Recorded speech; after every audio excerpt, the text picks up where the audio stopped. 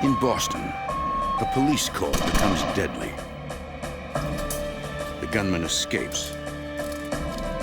But Boston police and the FBI vow to find him. Uncovering his past, they navigate a trail of criminal connections, false names, and hidden danger to make him pay for his brutal attack on the law.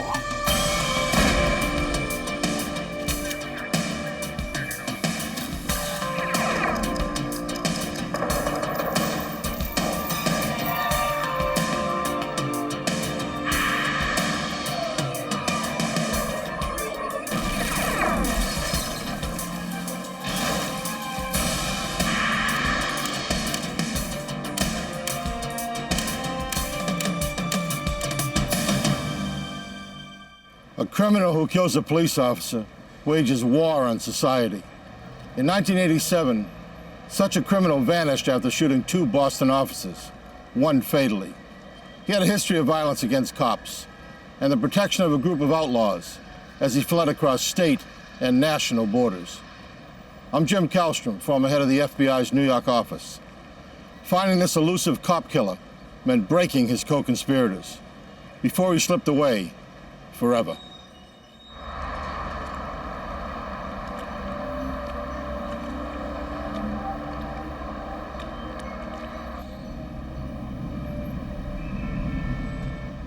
Boston, Massachusetts. The city's Back Bay district is an upscale area, unaccustomed to violent crime. At 12:30 a.m. on October 2nd, 1987, in one Back Bay apartment building, Meredith Falcone and her cousin were locked in an argument. He had threatened her and she was trying to get him to leave.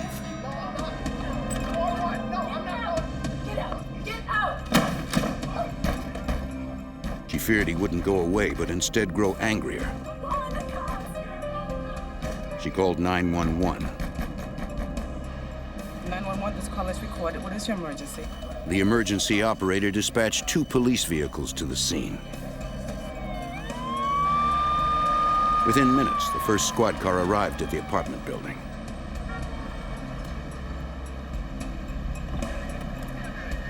It seemed a fairly routine call for officers George Torres and Chris Rogers.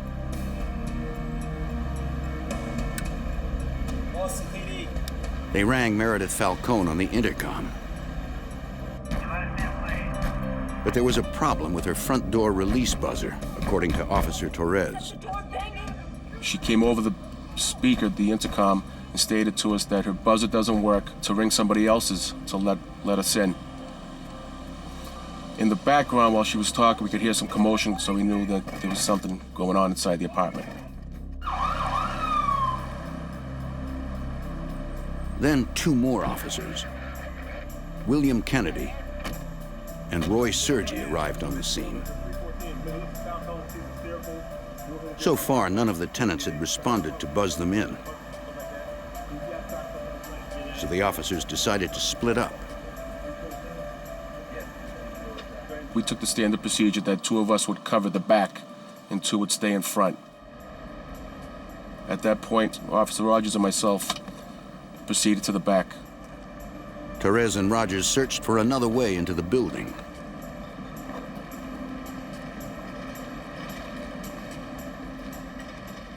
We look into a little alcove behind the building, and we see a male up against the side of the wall, sort of trying to hide. Perhaps it was the cousin the caller had mentioned. I asked him to come towards me to find out what's going on. The fence's gate was padlocked. I told him to climb over the fence towards my side.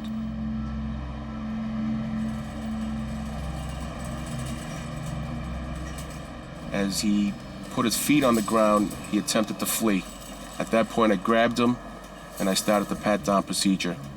Once I put my hands on his shoulders, he shoved me. Gut instinct told me that he had a gun. Torres was hit. The man kept firing at Officer Rogers, then chased Torres. Rogers couldn't get a clean shot. By then, Kennedy and Sergei had come to the side.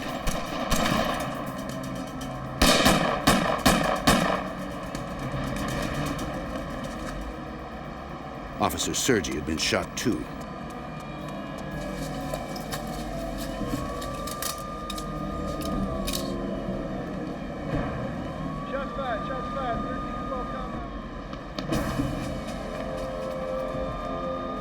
Though injured, Torres tried to assist Roy Sergei. Kennedy chased the suspect for several blocks, but he had disappeared into the Boston night.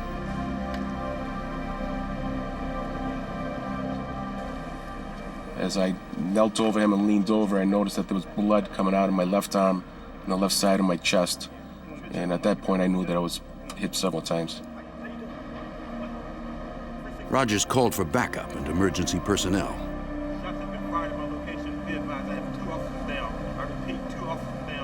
I felt the pain, the burning sensation. I started to gasp for air a little. At that point, I knew that something had gone through my lung. Boston Dispatch put out the call that all police dread hearing. Officers down. Every available unit responded.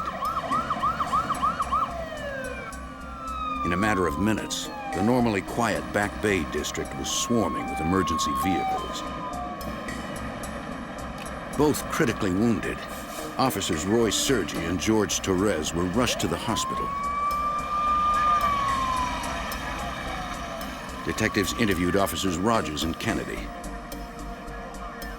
They explained what happened and said the assailant was an Asian male about 30 years old, of average height and with a muscular build. The description of the gunman differed from that of Meredith Falcone's cousin, the man who had started the domestic disturbance in the building. Officer Kennedy, a trained sniper, felt certain he shot the gunman as he fled, but no blood was found in that area. The injured officers had sustained 3 bullet wounds each, including life-threatening chest wounds. They were losing blood fast. Medical personnel struggled to stabilize them for emergency surgery. At the crime scene, forensic technicians began processing the area where the gunfight took place. It was littered with shell casings, bullet fragments, and blood. Detailing the placement of each item would help reconstruct exactly who fired when. Blocks away, they recovered an ammunition clip from a handgun, believed to be dropped by the gunman.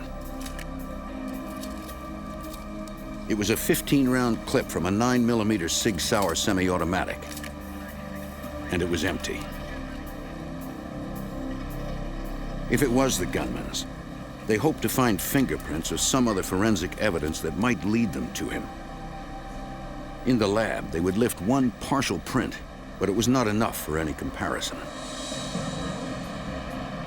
Police issued a citywide alert for the suspect. They searched all of the Back Bay district and beyond. But that night, they found no sign of the gunman.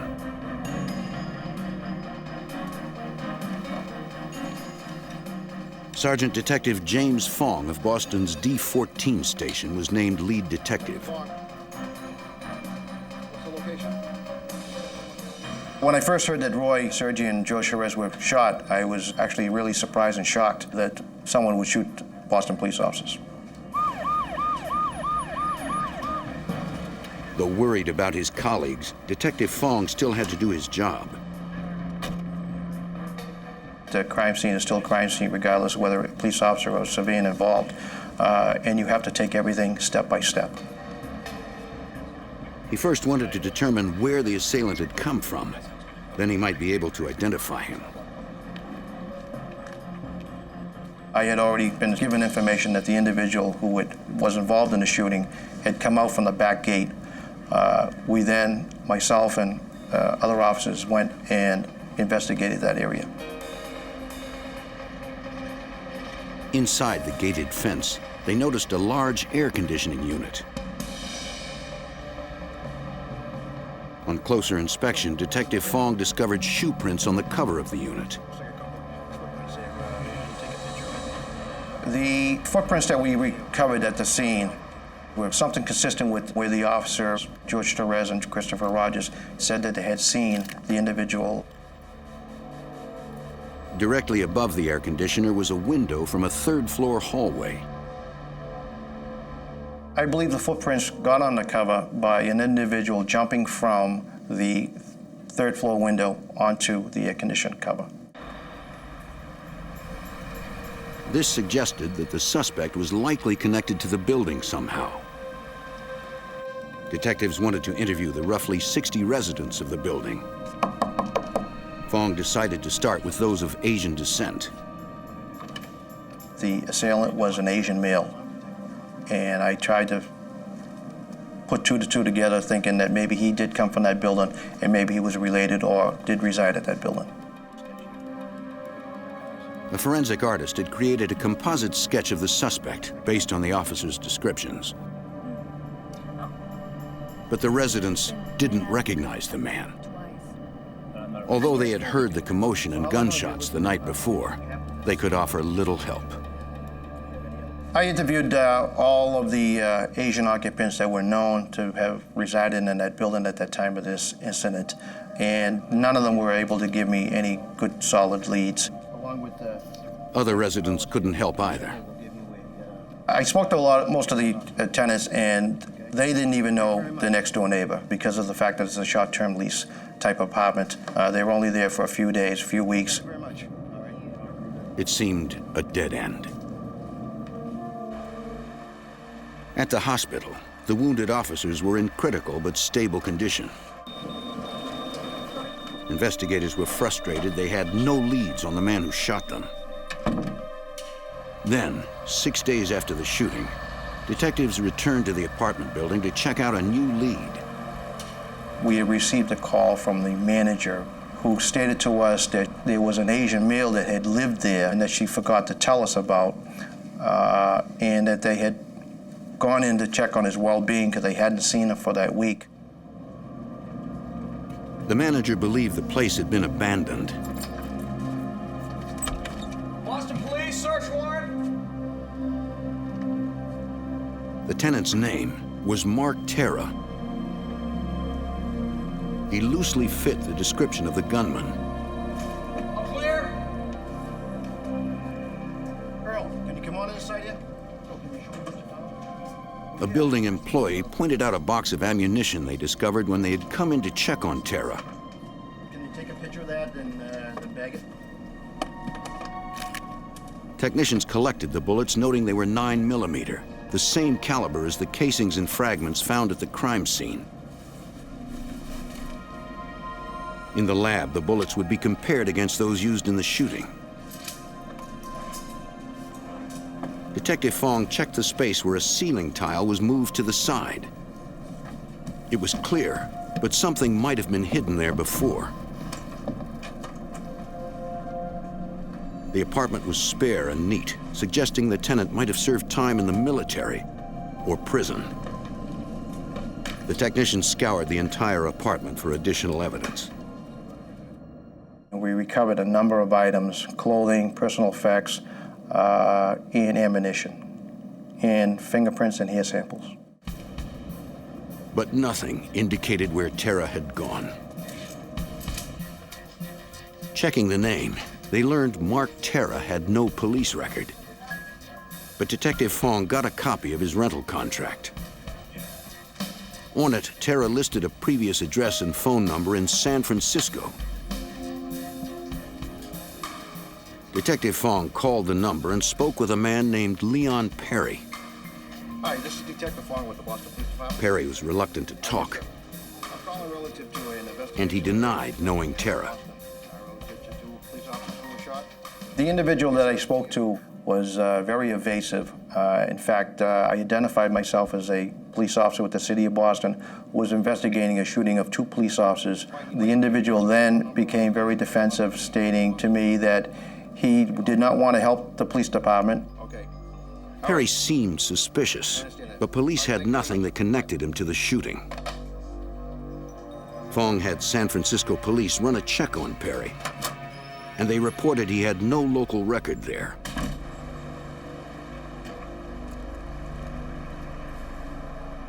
Boston police received a copy of Mark Terra's California driver's license photo. George, I'm going to show you some photos here. They brought it to the one officer who got the best look at the shooter, George Torres. This picture just jumped out right at me. And I stated to him, that's the guy that shot us. Anxiety and fear ran through my body. Anxiety knowing that we have an ID on the suspect, and fear because he's still out on the street. With the suspect identified, the Boston police held a press conference 1 week after the shootout. Based on the information available to me and to our investigators, which I cannot disclose, we have an unusually violent person, and quite frankly, it's scary. They believed they knew who the gunman was. Now, they had to find him. In Boston, a shootout left 2 police officers critically wounded. Suspect Mark Terra had disappeared. Investigators discovered his last known address was in San Francisco and asked their counterparts in the Bay Area to help. That'll be about it. Everybody has their assignments? They sent the San Francisco police wanted posters of Terra and asked them to have their officers look out for him in case he returned there.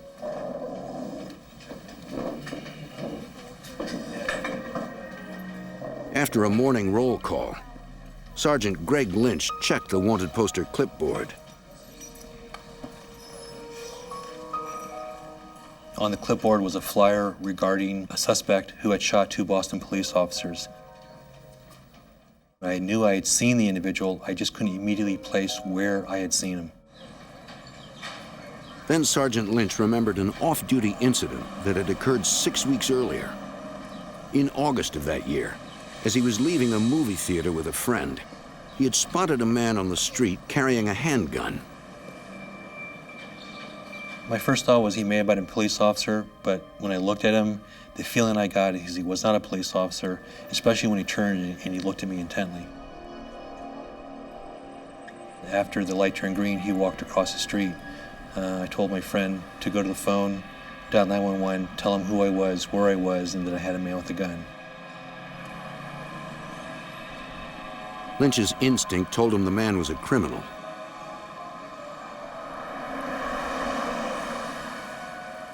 He followed the man, though he couldn't stop him from driving away.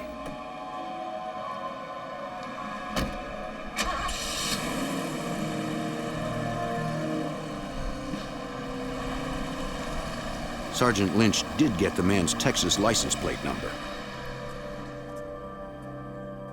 Once I realized that the man in the Boston flyer was the man I saw at the movie house, that's when I started my investigation in acquiring the information that I called in back in August, including the license plate number, and that came back to a David Tejera.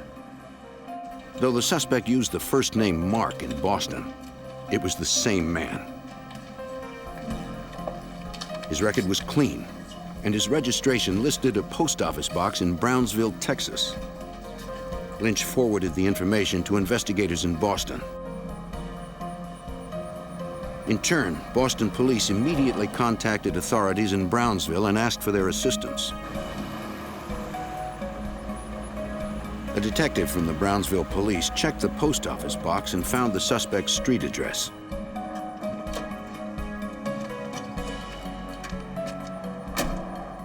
He went to the apartment building where the suspect had lived. I'd like to ask you a few questions about one of your tenants. Okay. The detective showed the apartment manager a photo of the man known as Mark, or David Tejera. The manager recognized the photo, but he didn't know him by either of those names. He knew him as Ted Otsuki. Otsuki had moved out months ago, and the manager had no idea where he had gone. If you think of anything else that can help me, please give me a call. Thank you very much. The Brownsville detective ran a check on the name Ted Otsuki and learned that was the suspect's true name.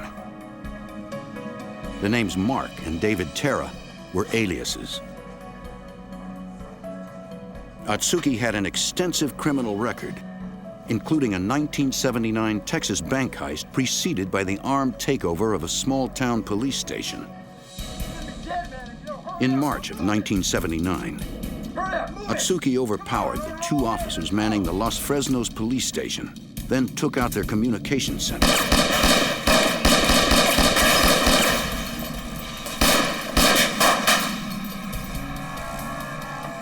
With the police neutralized, he walked across the street and robbed the local bank of $70,000.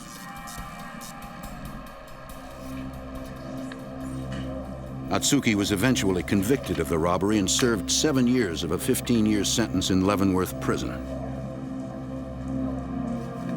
Within a year of his release, he was wanted again for violating parole by leaving the state of Texas. Criminal investigations, please. The Brownsville detective called Boston and offered to send Otsuki's fingerprints. Brownsville, Texas. Got some information on a active case you got up there. 11 days had passed since the shooting of the officers in Boston, and the city was still on edge. By that time, police technicians there had lifted a single usable print from the suspect's rental contract. They compared it against Ted Otsuki's print sent from Texas. Checking comparison points, they made a match. Investigators were sure Otsuki was the gunman who had shot officers George Torres and Roy Sergei. They also believed he had left Massachusetts.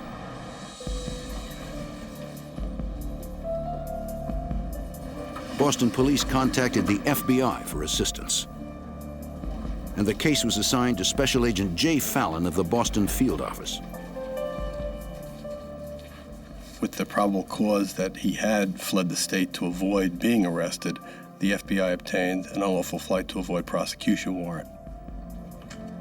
Agents tracked down a known associate of Otsuki in the area and convinced him to cooperate. That's what we're looking for. Okay. He said he heard the suspect had come to Boston as part of a bank robbery plot. Certainly first thing tomorrow morning, okay, as soon as I talk to that guy. It was our belief that Ted Otsuki was in the Boston area in order to put together a collection of associates to formulate a plan by which they would identify and kidnap a bank official. It appeared the shooting of the officers was completely unrelated, a tragic mistake. Investigators believed that on the night of the shootings, Ted Otsuki was in his apartment. Boston police arrived at the building in response to the domestic disturbance call. I can't buzz you in. My buzzer doesn't work. They believed Otsuki mistakenly assumed the officers were there to arrest him for violating his parole in Texas. Boston PD, please let us in. He grabbed his 9mm Sig Sauer and extra rounds of ammunition. When police buzzed asking for entry, Otsuki was ready to go. Police believed he jumped from a hallway window to the air conditioning unit below.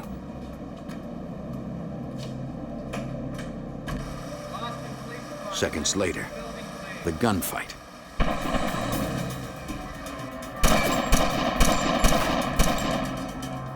Ted Otsuki was willing to do anything to escape.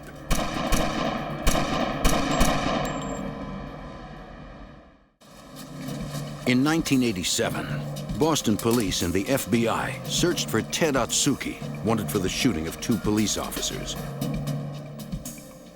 Special Agent Jay Fallon tried to narrow the search for the fugitive and predict his moves.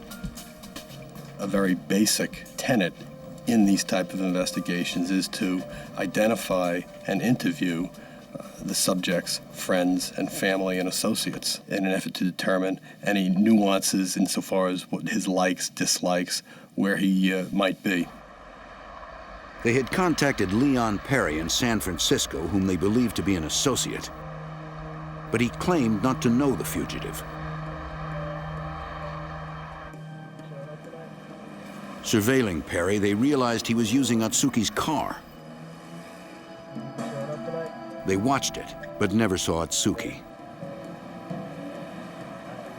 The FBI's database had revealed Leon Perry spent time in Leavenworth prison with Otsuki. When confronted, Perry admitted knowing the suspect, but said he had not spoken to him in months and had no idea where he was. They didn't have probable cause for an arrest, but they impounded the car and arranged for spot surveillance of Perry. When they searched his apartment, they found no sign of Otsuki.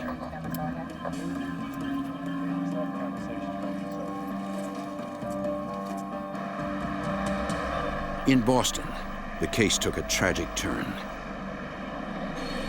The two wounded officers had been recovering well. But on October 26, 1987, Roy Sergei died suddenly when a blood clot lodged in his heart, causing cardiac arrest.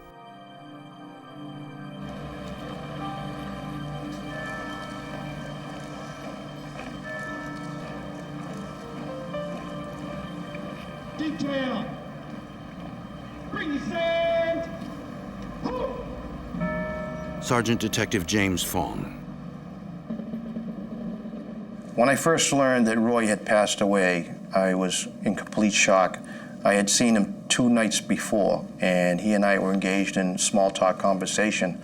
I remember Roy saying to me, I'll be seeing you guys upstairs, that being in the detective's room, working alongside with us upon his recovery.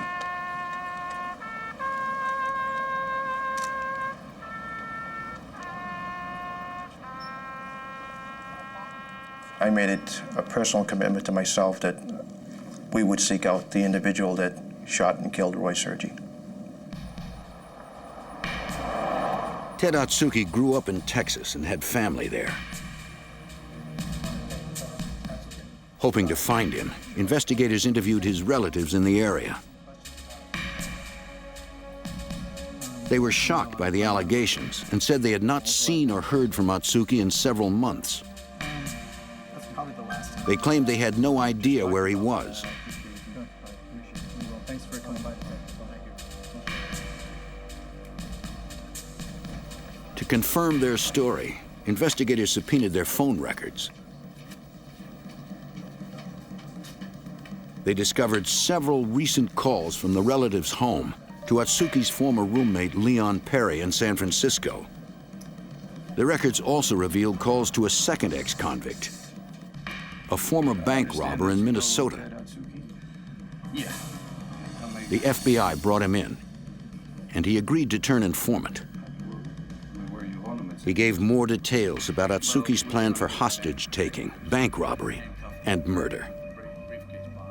Otsuki had associates create remote-controlled briefcase bombs to be handcuffed to the wrists of kidnapped bank officials.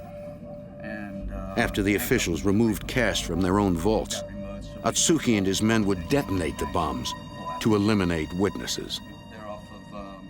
Many times people come up with ideas which others might think of as being harebrained.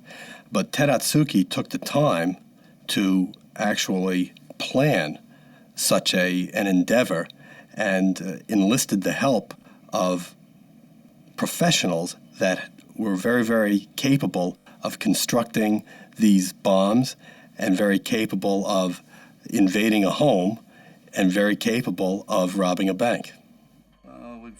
Agents needed to confirm the story. He told us that these briefcase bombs were being stored in a storage facility in San Francisco, which Otsuki had rented under an assumed name. The FBI and the San Francisco Police Bomb Squad found the storage locker. And inside, the briefcase described by the informant. Not knowing exactly how the device was triggered, they had to be cautious.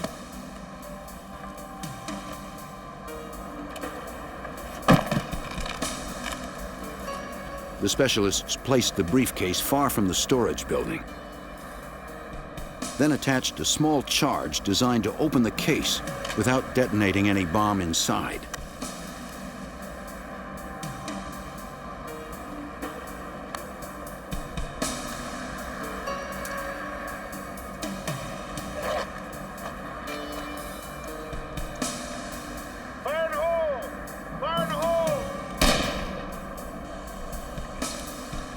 It was a pipe bomb, an improvised device made volatile by gunpowder held under pressure. When sparked, the powder burns so intensely, it bursts the metal pipe walls, sending deadly shrapnel flying in all directions.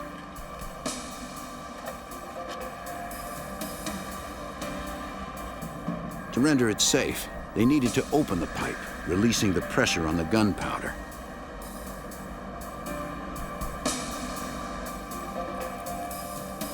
Using a water cannon is the safest way to do so, according to San Francisco FBI Special Agent Philip Senna. The cannon slug is forced out by water under great pressure. That way you're not firing something that has heat and flame directed at the pipe. You're sending something that's relatively benign in the effort to uncap the explosive before it can explode.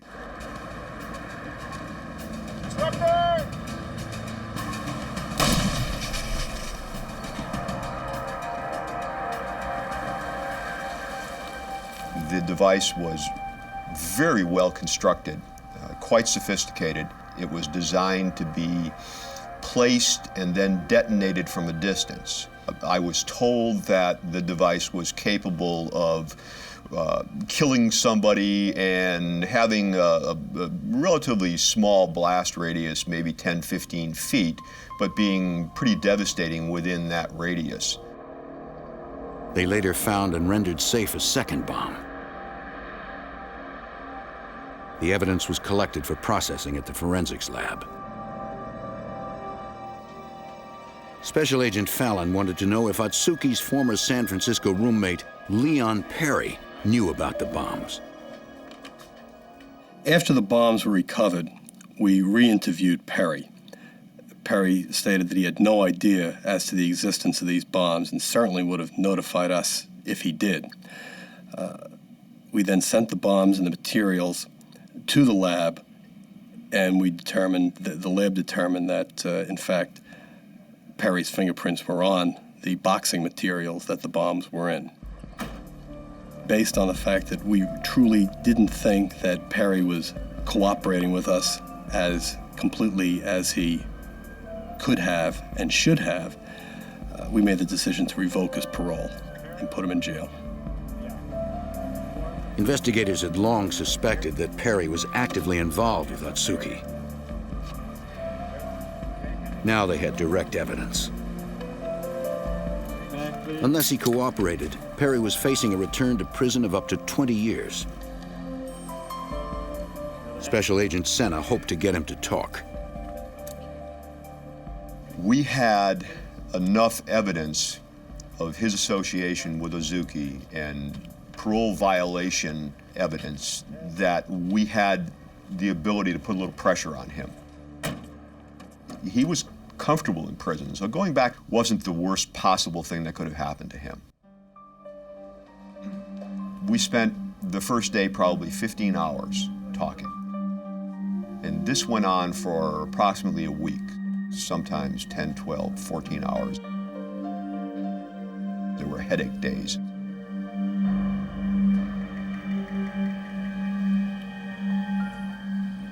Eventually, agents convinced Perry it was in his best interest to cooperate, and he began to talk. That's where his car was. He needed me to go.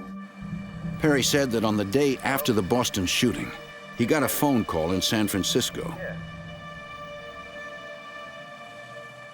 told us that Ted had called him, told him that things had gone bad in Boston.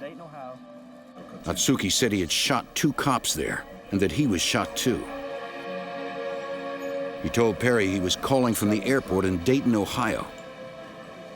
Otsuki said he had to fly to Texas where he could quietly get medical attention for his gunshot wound. Otsuki had left his car and the gun he used in the shootout at the Dayton airport. He asked Perry to go to Ohio and get it. Perry agreed.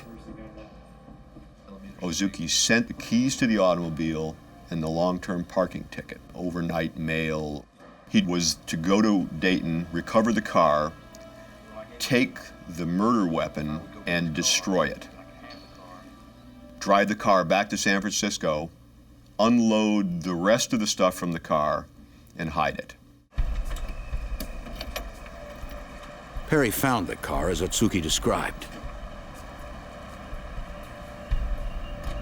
Inside was the 9mm Sig Sauer. The murder weapon was a high-quality handgun. He was reluctant to destroy that high-quality handgun.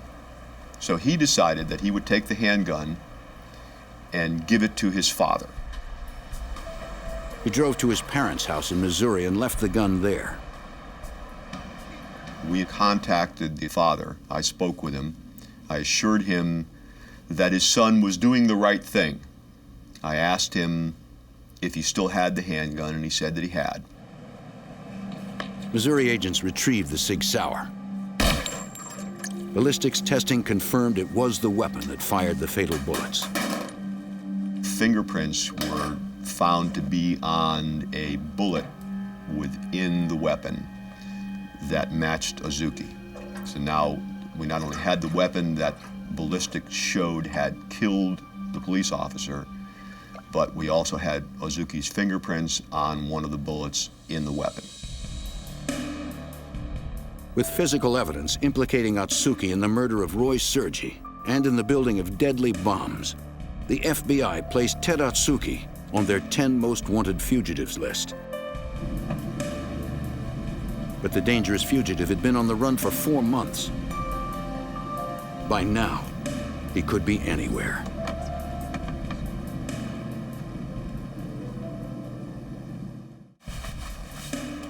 In 1988, the FBI continued a nationwide manhunt for Ted Otsuki, the suspected cop killer.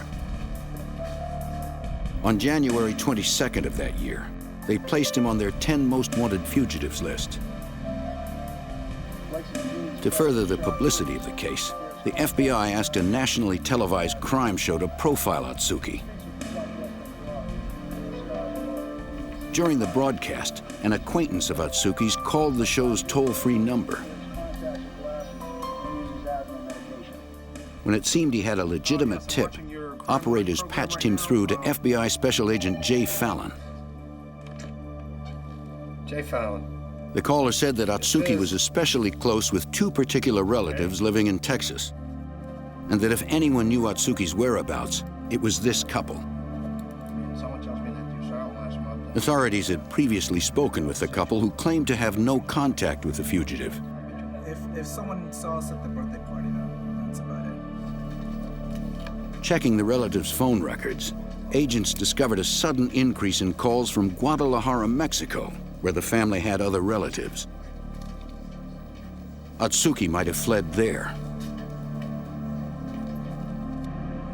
The hunt extended into Mexico. FBI offices in foreign countries are called legal attachés.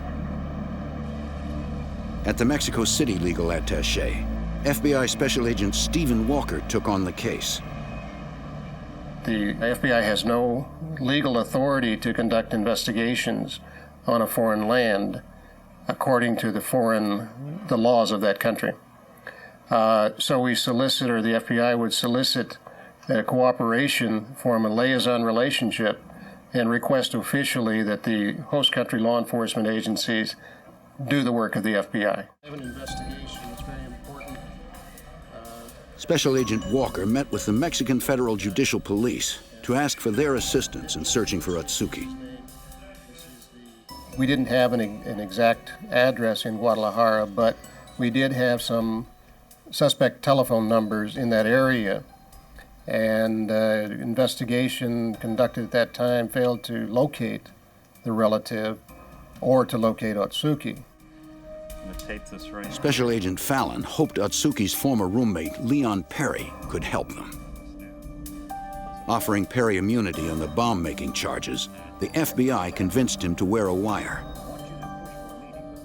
We had devised a plan by which we thought that Perry could speak with family members of Ted Otsuki in an effort to have the family be forthcoming and advise Perry as to where Otsuki might be.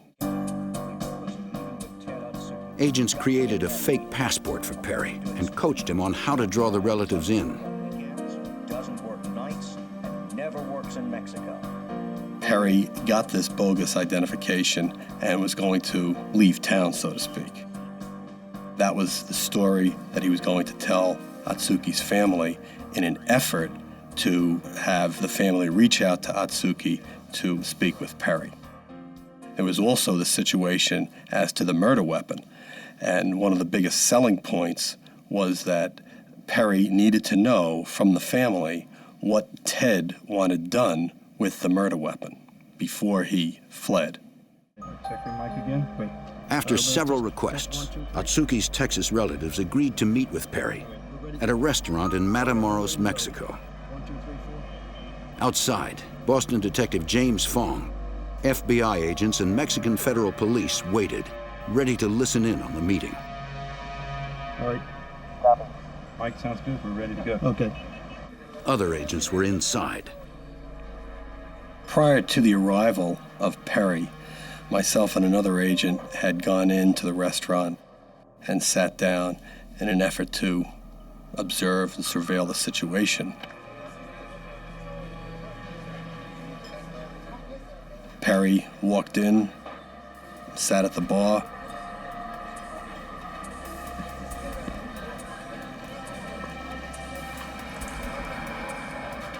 He didn't have to wait long before Otsuki's relatives walked in.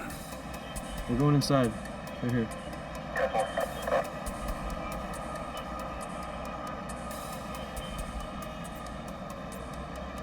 How's it going? Agents could hear them talking, but Otsuki was never mentioned. After a few minutes, Otsuki's male relatives said they needed to leave.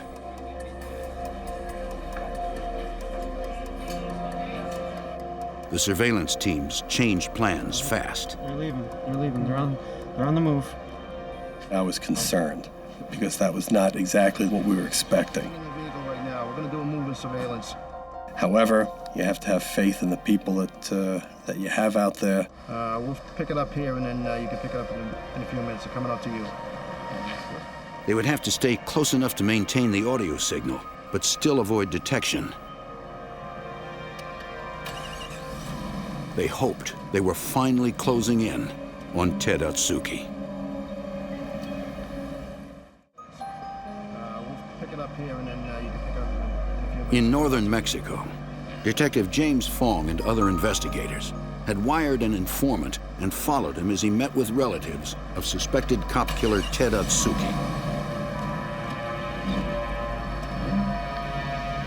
Surveillance teams had to stay close to maintain the signal from the microphone they had on informant Leon Perry. Hey, listen, I need to meet with Ted. I need to talk with Ted. It's gonna be tough, I'm telling you. Well, where is he? He's not anywhere around here. If he wants me to take care of the things he wants me to take care of, I'm gonna have to meet with him. And I can't tell. I don't know how else to tell you that. Okay, tell you what. Finally, the relatives said they would call Otsuki. My wife has a number. I think what we can do is to head over to the bus station. The bus station. They've got phones there. Oh, okay.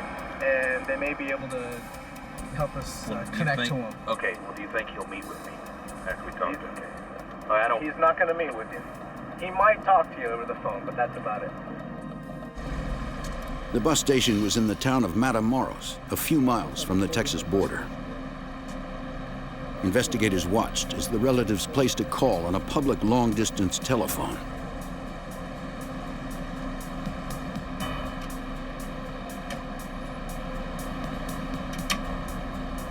Undercover agents kept a closer eye on them. The relatives spoke briefly, then gave the phone to Perry. What's up? It was Otsuki. Where are you? He told Perry to destroy the 9mm Sig Sauer. He said he'd been robbing banks in Mexico, but he wouldn't say exactly where. All right, see you. Still, the phone call was the best lead yet for Special Agent Philip Senna. The Mexican federal authorities were able to get the phone number that was accessed from the clerks that run the bus station. The Federal Judicial Police were able to determine the location of that number in Guadalajara. Working as a liaison with the Mexican Federal Police in Guadalajara was FBI Special Agent Stephen Walker. We had the telephone number that was called. We knew it was Otsuki that was called. It was listed to a residence in Guadalajara, which turned out to be an apartment in the city. So it was just a matter then of going to Guadalajara, enlisting the services of the federal police to go to the apartment. Teams of officers staked out the building, but there was no sign of Otsuki. We were so close, but we didn't have him yet. So in some ways, it was more difficult than not knowing where he was, because now that we knew where he was, we wanted him desperately, and we didn't know if we were going to be able to accomplish that.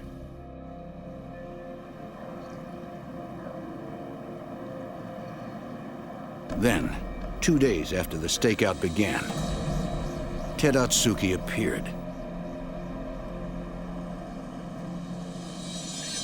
The officers moved in.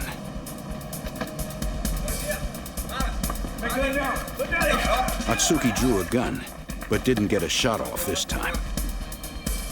The federal police arrested him, then transferred custody to the FBI the next day. Ted Otsuki was found guilty of the attempted murder of George Torres and the first-degree murder of Roy Sergei. He was sentenced to life plus 20 years. Officer Torres recovered from his wounds and returned to active duty. He retired from the Boston Police Department in 1997. Roy Sergei, promoted to detective after the shooting, left behind a wife and 3 children and scores of friends on the Boston police force. The community room at the D14 police station is dedicated to his memory.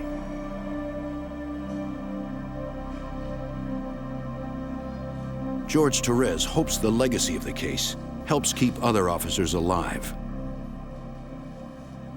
We try not to take anything as a routine call. There's no such thing as a routine call.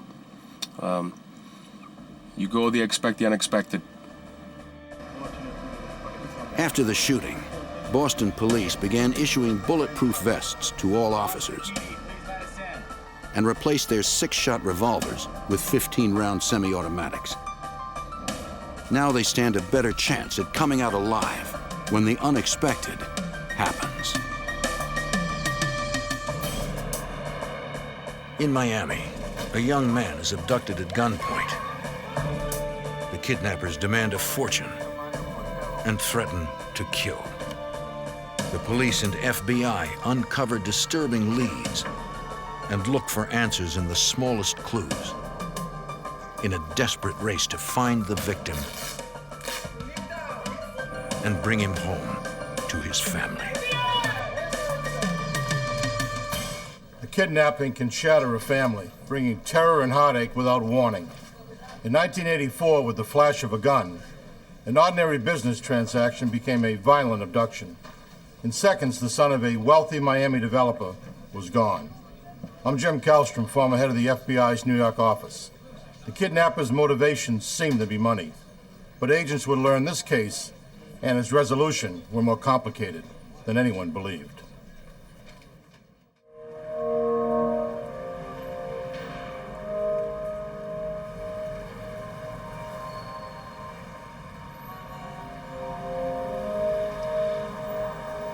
Miami, Florida, Tuesday, August 7th, 1984.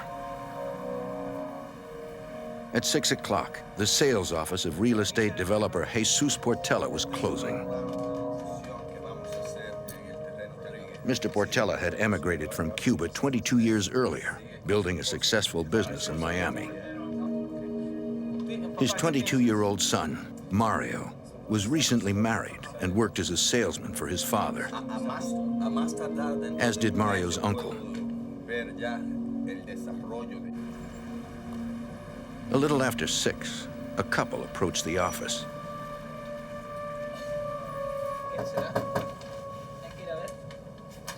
Mario and his uncle went out to talk with them.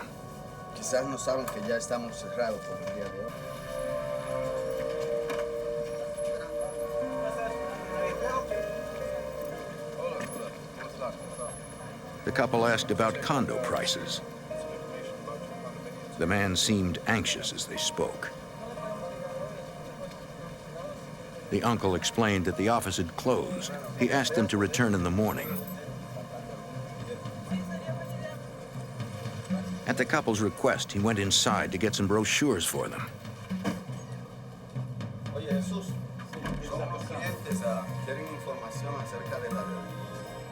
He didn't see what was happening outside. An armed man had pulled up, and the three were abducting Mario.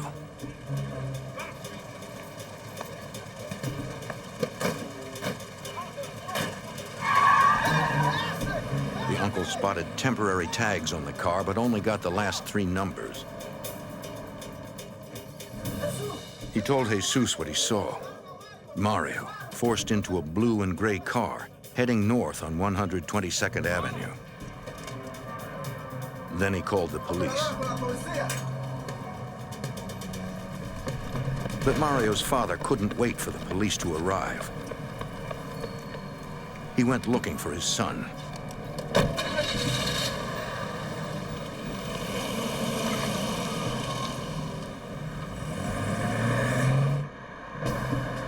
Soon he spotted a car matching the description of the kidnapper's vehicle. For years, he had carried a licensed gun for protection. Now, he was ready to use it.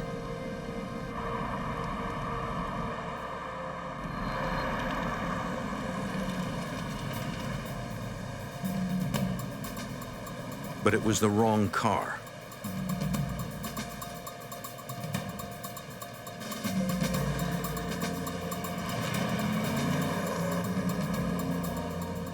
Realizing he couldn't find the kidnappers himself, Jesus returned to wait for the authorities.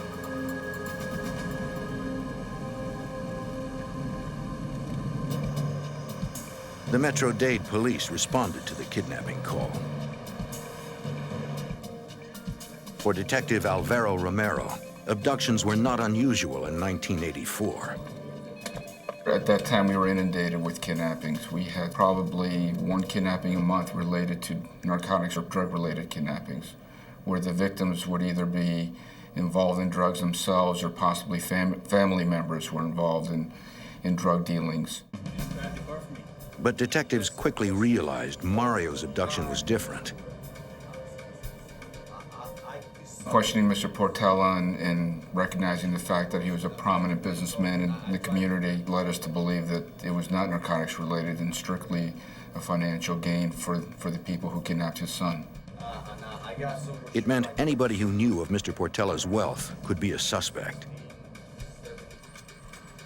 Hoping the kidnappers left some trace behind, crime scene technicians dusted the door for fingerprints. Mario's uncle believed they might have touched it as they peered inside. No usable prints were found. Less than an hour after the kidnapping, the phone rang. Hello? Sí? Speaking in Spanish, the caller asked for Mario. Mr. Portela didn't recognize the voice. No. ¿Quién habla? The caller then announced he was part of a terrorist group that was holding Mario for $3 million in ransom. Although no recording equipment was in place, a Spanish-speaking detective listening in identified the caller's accent as Colombian. The caller threatened to kill Mario if Jesus notified police or the FBI, and warned that the group was watching the Portela house and gave the address. The distraught father pleaded to speak with his son. Hello? The kidnapper announced he would call Jesus's home in 3 days. Hello? Police could not trace the call, but it helped them understand the type of criminal they were facing. We felt the kidnappers were very violent. They took precautions as far as the phone calls that they were making, and they were very serious in their threats. They knew what they were doing, and we took them very seriously. As with any kidnap for ransom, Metro-Dade police called the Miami field office of the FBI for assistance, and the case went to Special Agent John Gill. The FBI was involved from the very onset. The very fact that a large ransom was demanded caused it to fall into the jurisdiction of what we call the Hobbs Act. The Hobbs Act makes extortion affecting interstate commerce a federal crime, and Mr. Portela's business reached across state lines. Agents from the FBI's reactive squad installed recording equipment on Mr. Portela's office and home phones, and arranged to have all incoming calls traced. The next day, Special Agent Gill wanted to talk with Jesus Portela, but not at the trailer or at home. He asked Jesus to meet him at an empty garage. Agents watched the entrances and exits of the garage for any sign of the kidnappers, but did not see anyone. As far as they could tell, it was safe for Gill to question Mr. Portela. Portela. Yes. My name is John Gill. My credentials, sir. I have been assigned the administrator of this kidnapping case. The agent asked if Mr. Portela knew of anyone who had a grudge against him, or if he had ever been threatened. The worried father could think of only one minor incident. He said that 8 months earlier, a man and woman burst into his office. He knew the woman. Her name was Rose de Parias. She recently purchased a condominium from him and said she discovered her neighbor's payments were lower than hers. Mr. Portela explained that the difference was because the neighbor had obtained a better finance rate. It was between the buyer and the bank. The payments were not made to him at all. The financier had paid for the condominium, and he was out of the picture, so to speak. The two refused to accept the explanation. The man began threatening him, demanding that Portela refund the money. But there was nothing he could do. Before they left, Rose de Parias vowed she would get her money back, one way or another. Mr. Portela had reported the incident to police. And the police talked to this particular woman and explained to her the circumstances of financing and interest payment, and she apologized, and Mr. Portela just assumed that this had all gone away. Agents later tracked down Rose de Parias and learned she was living in another state during the kidnapping. When they confirmed her alibi, they ruled her out as a suspect. Investigators were getting worried. With each day that passes, the chances of finding a kidnapping victim alive drastically diminish. They hoped the kidnappers would call again. If they did, the reactive squad was prepared, having wired Jesus Portela's home and office with telephone tap and trace equipment. Meet at his office, right? All right, I'll be there. Special Agent Gil Orantia and other investigators needed to be there to monitor the calls and run the equipment. But getting into the home unseen would be tricky. The initial calls and our indications were that they were watching his home, they being the kidnappers. We were concerned that they might be able to detect that I was coming in. They needed Mr. Portella's help. I was crouched in the back seat as we drove to his home. We went into the garage and then we went into the house. We wanted to be able to record the phone calls and be able to capture everything that was said to him regarding any ransom demands. Agents and Metro-Dade detectives would take shifts, staying with the Portella family 24 hours a day. They briefed Jesus on how to handle the calls. He would be the lead in the effort to get his son back. One of the things early on, obviously, was to determine if he's even alive or not. And we discussed with Mr. Portella some of the things that he could ask the kidnappers, which only Mario Portella would know, proof of life questions, if you would, that could come back to us to verify, yes, we know he's alive. In building a profile of Mario, with details about his life, including favorite foods and names of pets, the agents got to know the young man. Mario Portella was the all-American kid. He had gone to school. He had maintained outstanding grades. He had just gotten married to a young lady, and they were newlyweds with a bright future. Everybody loved him. The reason that this case was so traumatic for so many people is that so many people could identify with them. They were the type of family that we all aspire to be, and they were living the American dream, but they ran into a nightmare.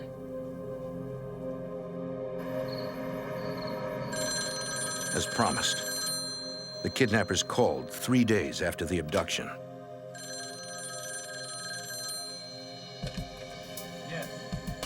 The caller ordered Mr. Portella to listen to a taped recording.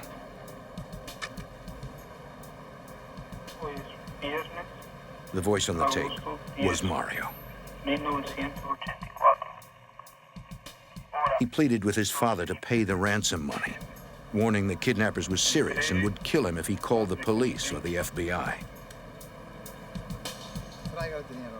Jesus told the caller he had discreetly begun the process of securing the money from his bank. Agents reminded Mr. Portella to ask the proof of life questions, including what Mario's nickname was as a child and the name of the dog his wife used to have. The man agreed to call back with the answers.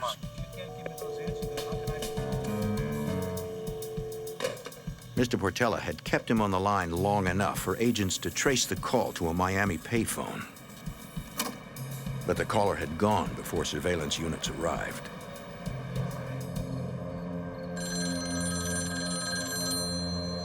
In the harrowing days after the kidnapping, Mr. Portella received several other calls. Speaking in Spanish, a different man talked vaguely and mysteriously of a business proposition apparently unrelated to the abduction. The demeanor of Mr. Portella at the time was, I really don't have time to talk to you about business because I have other problems. This individual indicated on several calls that he, in fact, was a person that could help solve the problems. His persistence in trying to communicate his involvement in whatever Mr. Portella's problem was caused us to be highly suspicious that somehow he was playing a role or a part in the kidnapping or the ransom demands. Jesus kept the man on the line, and investigators pinpointed the source of the call. It was coming from the same area as the kidnapper's earlier call. Surveillance units made it to the scene in time to spot the person on the phone. They followed him to a fast food restaurant, where he emerged with a takeout bag. From their biographical profile of Mario, investigators knew the restaurant's burgers were his favorite. They then followed the man to an apartment complex, where his behavior was even more suspicious. When he took the hamburgers to an apartment and delivered them through the door, having no conversation with the recipient. And this was the brand of hamburgers that Mario and his father fancied. Yes, at that point we were suspicious that perhaps Mario was being held at that location. The SWAT team responded and set up outside the apartment. The clock was ticking. They needed to find Mario. In Miami, the FBI and Metro-Dade police were trying to find Mario Portela and whoever kidnapped him. Their first good lead brought them to a Miami apartment where they believed the kidnappers might be holding Mario. The SWAT team quickly secured the apartment and searched each of its rooms. But Mario was not there. It had been a false lead for FBI Special Agent John Gill. It was determined not only by search, but interview of the people there, that they were not related or associated with the kidnapping whatsoever. Interviewing the caller, agents determined he knew nothing of the abduction and was merely trying to get work with Mr. Portela's company. Investigators again were forced to wait for the kidnappers to make the next move.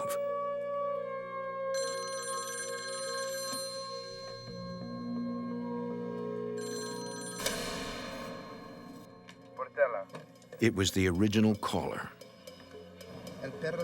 He answered the proof-of-life questions correctly, suggesting Mario might still be alive. That's correct. And again demanded $3 million. As instructed, Jesus tried to keep the caller on the line. He said he had spoken to the bank and could only come up with 1/3 of the amount. As Mr. Portela negotiated, agents traced the call to another Miami payphone. Units were on their way. Eventually, the caller agreed to $1 million. Trying to stall longer, Mr. Portela said it would take time to get the money since the bank was closed for the night. But the man ordered him to have it ready when he called back in 3 hours with instructions for the drop. Once again, he disappeared before authorities could arrive. Within the hour, Mr. Portela met plainclothes agents at his bank. Looks like it's all here. You go ahead and sign for it. There, the FBI recorded the serial numbers of the bills that made up the $1 million ransom, so they could be traced when the kidnappers spent them. Good. Okay, gentlemen? Yes? Thank you. Thank you. At the Portela home, agents hid a tracking device in the briefcase, hoping it would lead them to wherever Mario was being held. Yes. Speaking. The kidnappers called on schedule and gave Mr. Portela directions for the ransom drop. They ordered him to drive to a local restaurant, leave the car door unlocked with the money inside, wait for a call at a certain payphone, then go into the restaurant and sit down. The caller warned Jesus to go alone.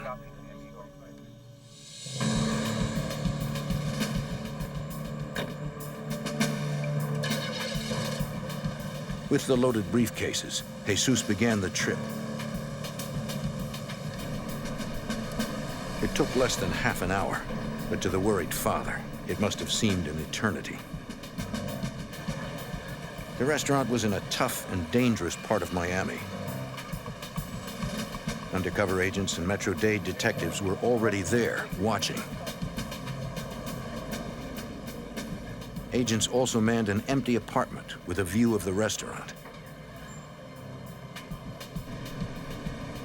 Jesus Portela arrived, carrying $1 million in cash and hoping finally to get his son back. But he would soon discover that nothing was as the kidnappers said it would be. Jesus Portela was on his way to deliver $1 million ransom in an unsafe part of Miami, hoping to get his son Mario back. The way he handled the troubling and dangerous situation impressed the investigators working with him, including FBI Special Agent Gil Orantia. For him to have endured what he did, I have all the respect for him in the world. He performed very, very well. He did the things we asked him to. He did things that probably most of us couldn't do. The FBI and Metro-Dade police had undercover personnel staking out the restaurant.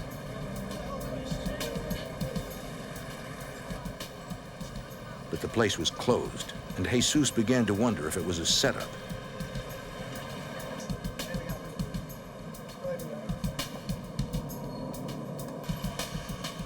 He found a payphone, though not where the kidnappers said it would be. He was nervous about leaving his car unlocked with $1 million in it.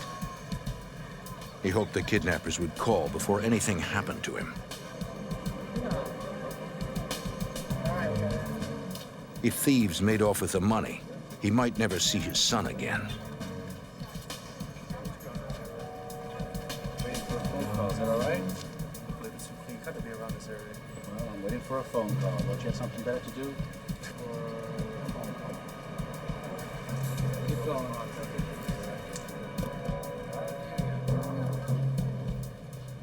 Though he waited, the phone call never came. Eventually, Jesus had to leave with the ransom money, but without Mario.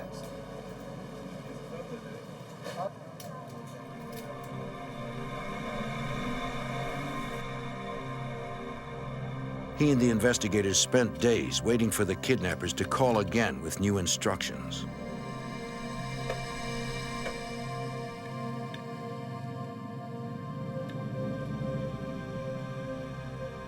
There were no ransom calls that came after the drop failed. We were concerned at that point because obviously our only connection to them were the phone calls. That was our connection to the bad guys. That was our ability to do something about what they were doing. And when they stopped calling, we became very worried. Although the kidnappers were not leaving new clues with ransom calls, older clues were beginning to pay off. FBI Special Agent John Hanlon was trying to find the car used in Mario's abduction. It was an older blue and gray four-door Chevrolet sedan and had temporary dealer tags, which were not in DMV databases at the time. And of course, with a paper tag, it can't be traced, so the car looks perfectly legitimate and doesn't draw the attention of law enforcement.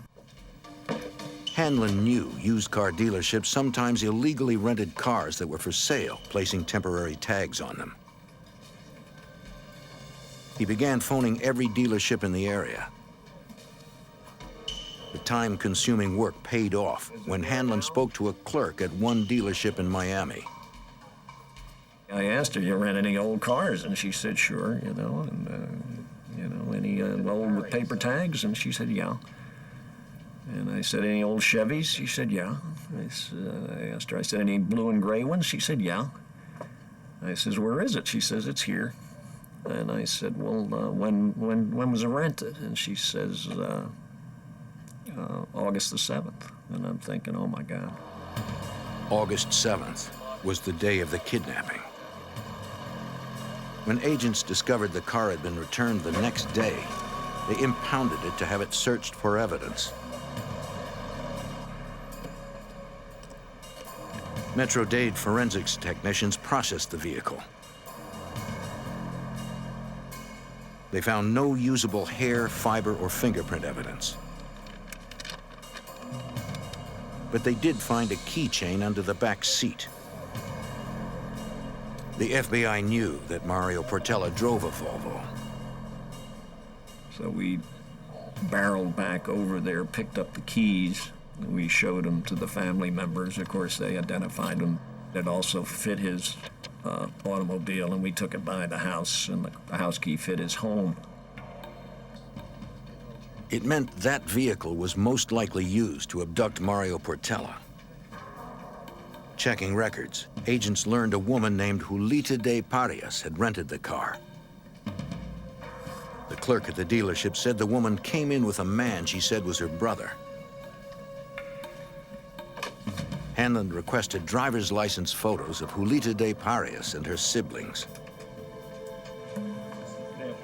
9 days after the abduction, Hanlon met with the clerk who had rented out the car, showing her a photo lineup that included a picture of Julita de Parias, along with several decoy pictures.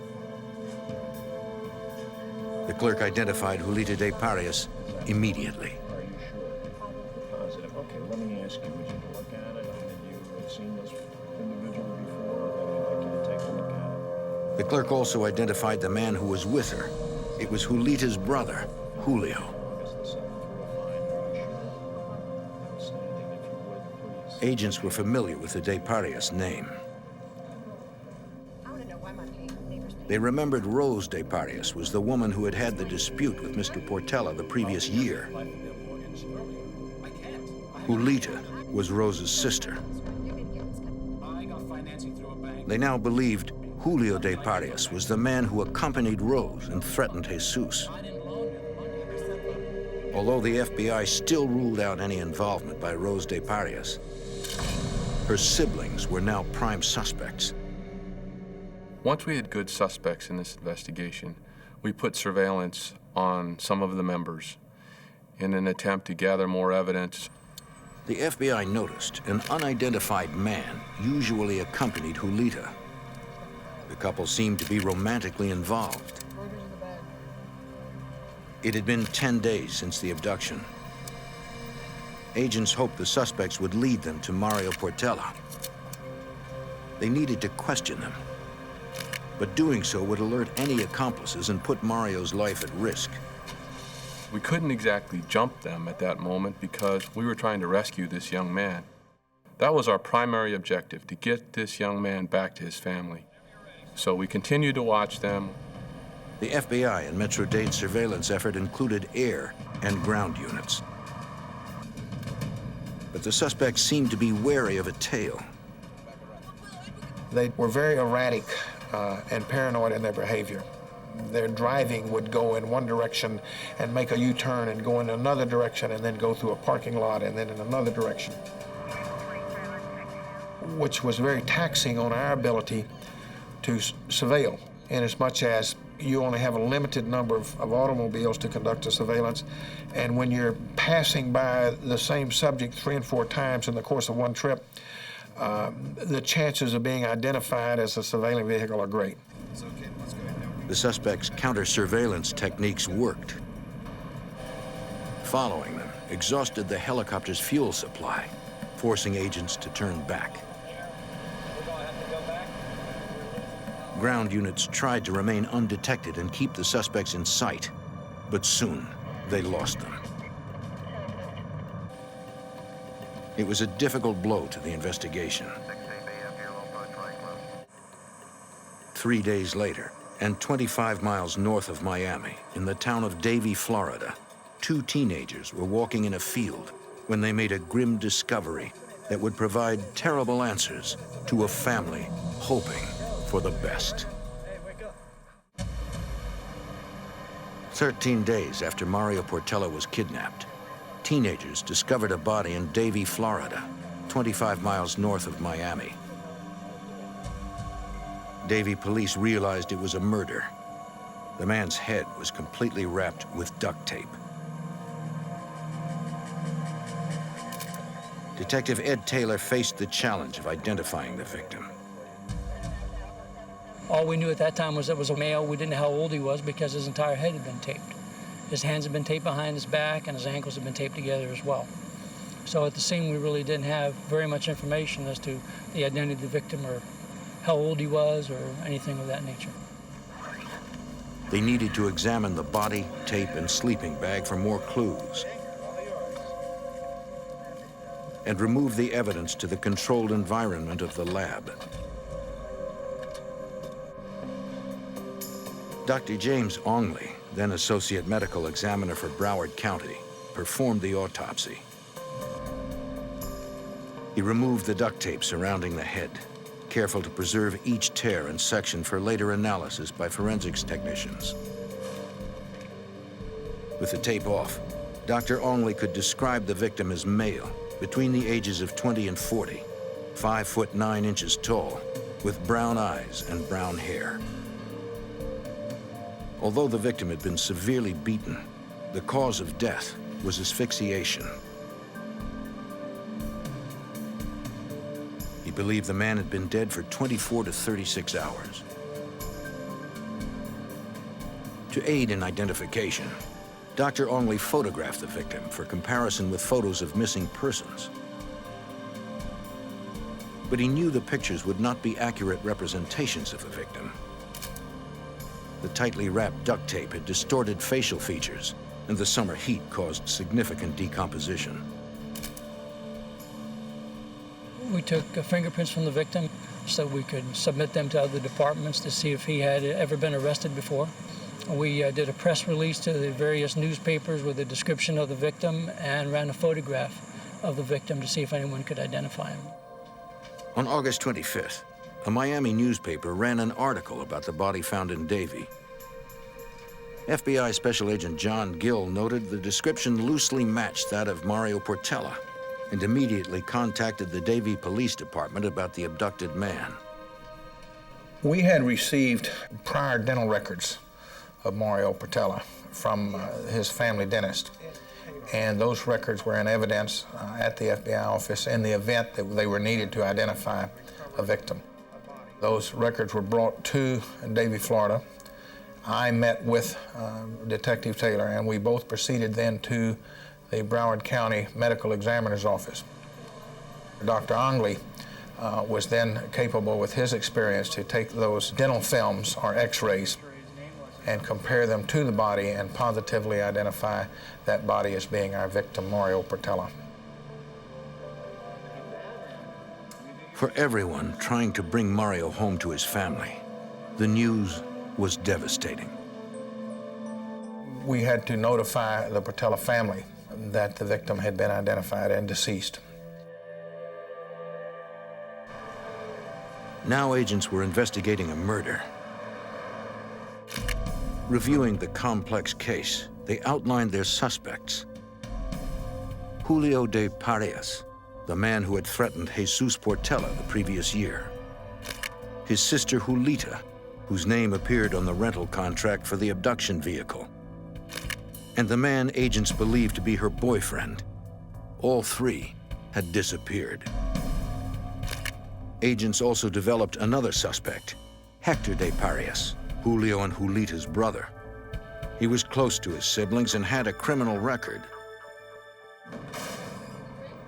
Now, with no chance of finding Mario alive, the FBI's investigation could be overt. They interviewed the sister of 3 of the suspects, Rose de Parias, who had threatened Jesus Portella 8 months before the kidnapping. She denied any involvement and offered her full cooperation. She said Julita's boyfriend was Jesse Ramirez, and that if he and the others could not be found in Miami, they most likely went to Los Angeles, where they had friends. Miami agents forwarded the lead to the Los Angeles field office. There, Special Agent Gregory Pack knew they had no time to lose. It was imperative to find these people as soon as possible because they are dangerous people, and they are people you don't want on the streets in your city or anybody else's city. If they did this once, kidnapped and murdered, what's to say that they wouldn't do it a second time to some other victim? Special Agent Pack needed to narrow the scope of the search. He knew the suspects were of Colombian descent, and LA's Rampart district had a large Colombian population. I went out there with these very good photographs, and I went to all the places that you and I would have to go to occasionally in a normal course of living. Dry cleaners, restaurants, hotels, motels, apartments. After a couple weeks of this door-to-door canvassing, I ran across the lady who was the apartment manager. I showed her the photographs. She recognized Hector, Julita, and Julio de Parias as new tenants, but said they seemed to be rarely at home. So I left my card with her and asked her if she would call me. And I called her at least once a day. This went on for probably 8 or 10 days. Finally, in the evening, about 9 o'clock, I received a call from the office, and this apartment manager was on the line and wanted to be patched through to me. So I accepted the call. And she told me that the people that I had been looking for were in the apartment now. We approached the apartment house, took up various positions so there wouldn't be any escape out the windows or other doors. And as we ran in the front door, there was a gentleman pointing a revolver at us. So we tackled him, wrestled the gun from him, took him into custody, and then there was another person there. The man with the gun was Julita's boyfriend, Jesse Ramirez. He was held on charges of assaulting a federal officer. The other man in the room was Hector de Parias, Julita and Julio's brother. He was held on a parole violation for drug possession and burglary. 2 suspects were in custody, but 2 were still at large. We knew Julita and Julio were still outstanding. So when we left, I had 2 agents remain at the apartment.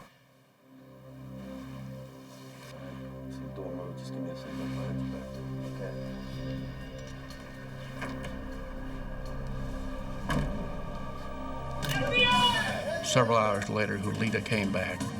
She was taken into custody, and then she was brought down to FBI headquarters in Los Angeles.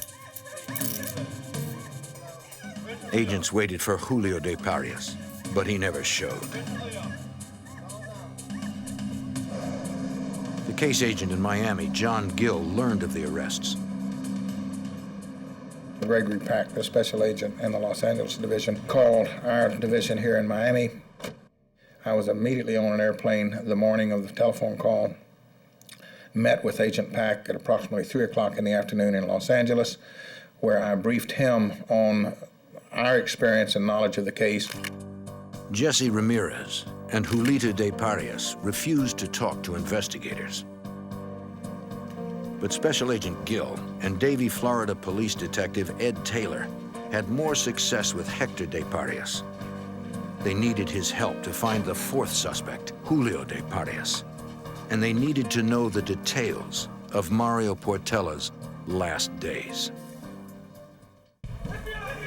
On September 24th, 1984, the FBI apprehended 3 suspects in the kidnapping and murder of Mario Portella.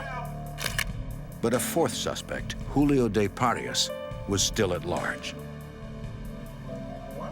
Only one of the 3 in custody, Hector de Parias, agreed to talk. Still, he was evasive at first, and investigators caught him in several lies. Davie Police Detective Ed Taylor and FBI Special Agent John Gill decided on the soft approach to get the truth. We befriended him in this style of interrogation, realizing that the potential was there to develop trust and cause him to, in a sense, confess. So that we know on the second day of interrogation, he became cooperative to the point that he was right on the edge of divulging his criminality. Tell me, Hector. As he became more trustful of Mr. Taylor and I, he advised us that, yes, he would cooperate and divulge details. He was not involved in the abduction, but several days after the abduction, Mario was being held captive in an apartment. The brother, sister, and the sister's paramour discovered that maintaining guard on a kidnapped victim is a lot of trouble, and they needed help. And they knew that Hector was available, that he was unemployed, that he was addicted to marijuana, could not get a job, and in fact would jump at an opportunity to participate in a venture with financial gain. So they solicited his help to watch a victim, as he put it. According to Hector, the motive for the kidnapping was actually revenge. Julio de Parias felt humiliated that he could not force Mr. Portela to refund his sister's money after she purchased her condominium. Hector said that after several days, his brother Julio and Jesse Ramirez worried about getting caught and gave up on trying for a ransom. They decided they had to get rid of the only link to them, Mario Portela.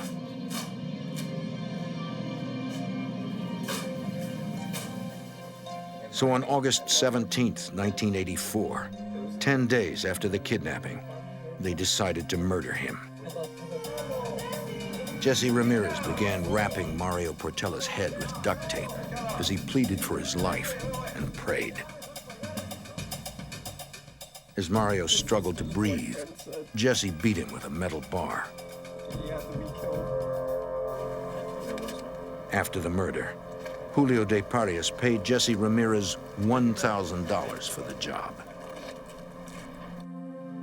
Hector claimed to have no idea of Julio's whereabouts, but he did know where Mario was held and murdered. Hector not only was able to give us an address of an apartment complex and the building unit, Hector was even able to draw us a diagram of the interior of the apartment, where the various rooms were, furniture, where the murder had taken place.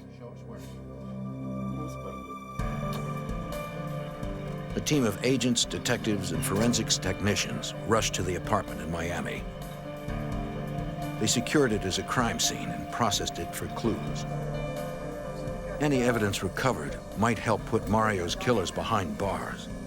But seeing it brought back to investigators the disappointment of not being able to save the young man's life. Special Agent Gil Orantia was there. As we entered this apartment, we saw a roll of duct tape on the side of a nightstand. We saw a bar that we believe was used to strike Mario with. We saw blood in the apartment. We saw all of these things that sort of put this thing, for us, evidentiary-wise, together.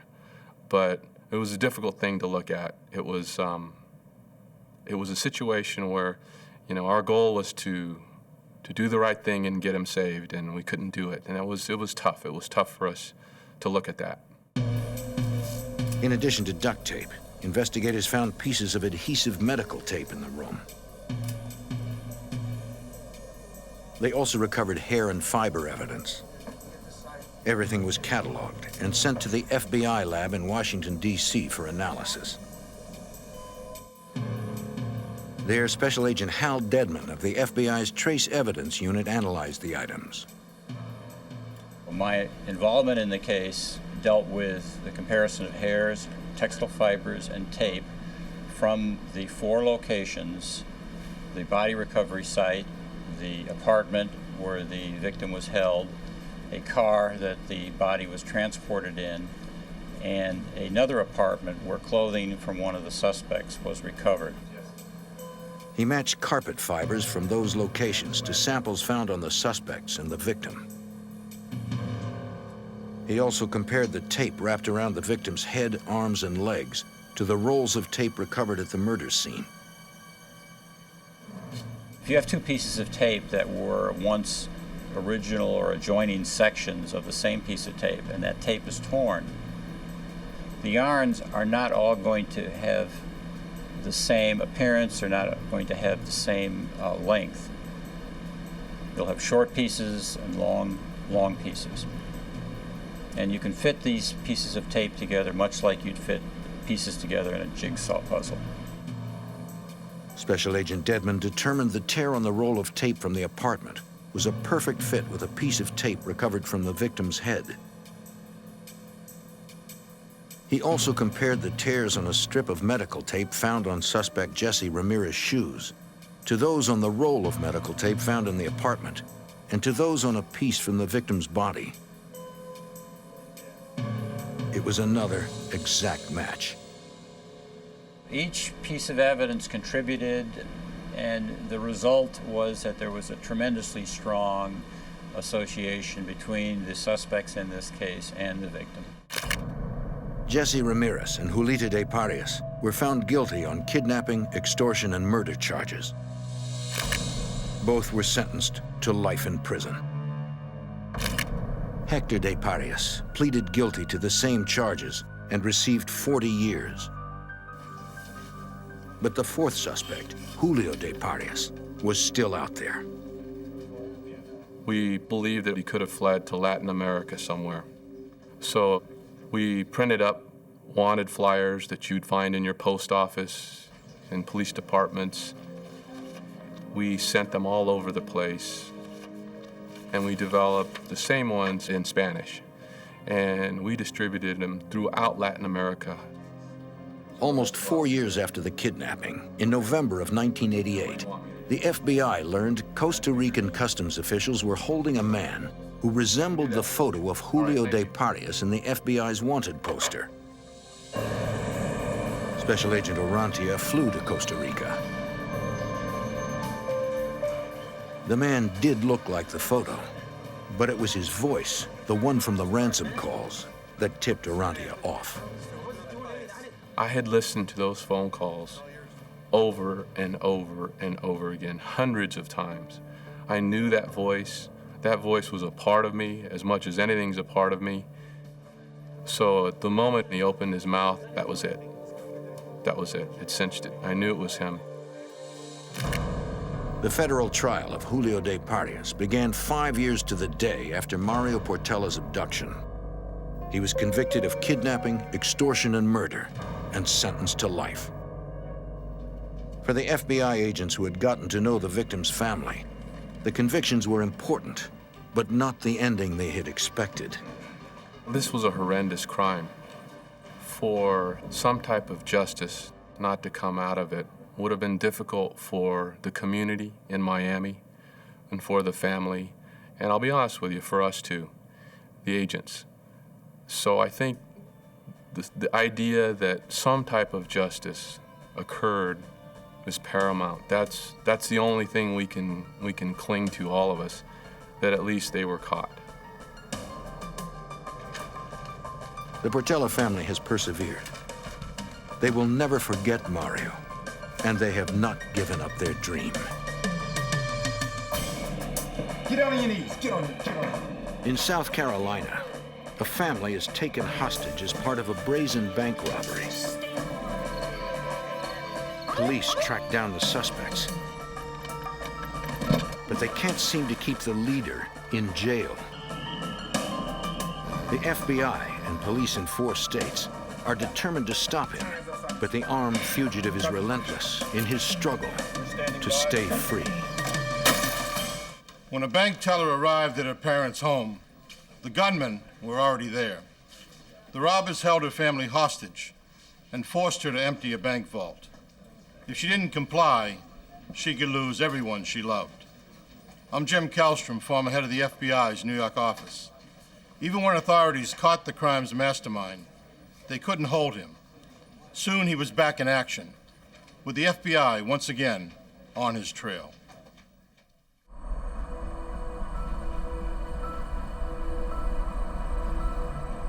The Savannah River marks the state line separating Augusta, Georgia, from North Augusta, South Carolina. On the South Carolina side, on a Friday afternoon in October 1995, Parker and Brenda Shaw returned home with their granddaughter, Brianna. They watched Brianna on Friday afternoons when her mother, Amy Shaw, worked late as a bank teller.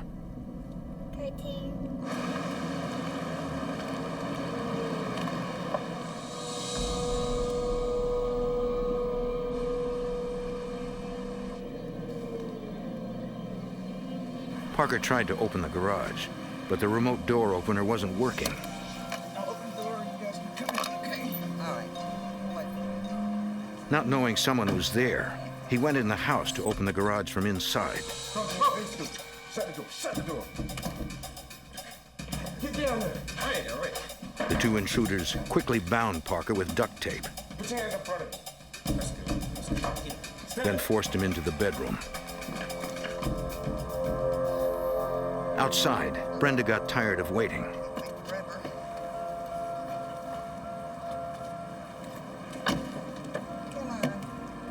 With Brianna, she began to walk towards the front door. When the garage finally opened, Come on, lady, let's go inside. This ain't no game, lady. Let's go. I ain't playing with you. Let's go. Come on, move it. Move it. Let's go. Come on. Upstairs, lady. Let's go. Let's go. the man forced Brenda into the bedroom where her husband was being held by the other two intruders. Look, lady. Cooperate. Nobody get hurt, okay? The gunman stole money and credit cards from the frightened couple. But then the one who was clearly the leader announced he had really come for the Shaw's daughter, Amy, and the money at her bank. They would wait for her. The armed intruders held the Shaws for more than an hour. Oh, lady, back. Sit down. Sit down. At 7 p.m., the lead gunman ordered Brenda into the living room,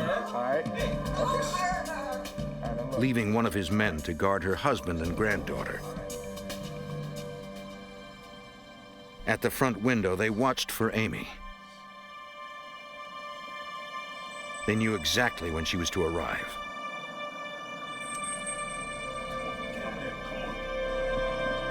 For Amy Shaw, it was an ordinary Friday evening.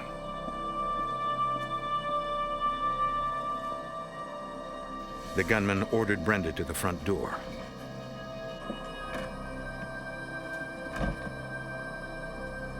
Usually it was unlocked, so Amy was surprised she couldn't get in.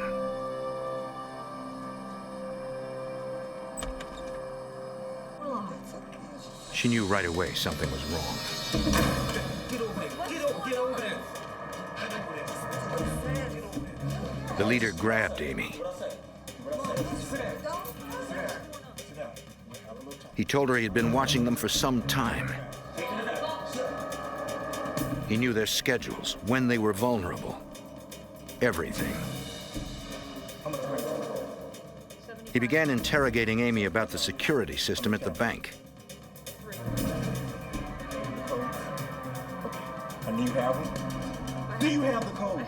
From her training, she knew it was best to comply with the demands. Is it on the timer? Is the ball on the timer? There's no time. She said she could get him into the bank, but it took 2 codes to open the vault, and she only had 1. You ready? All right, don't try anything funny. All right, turn around. He said they'd deal with that when they got there, and warned her if anything went wrong, her family could get hurt.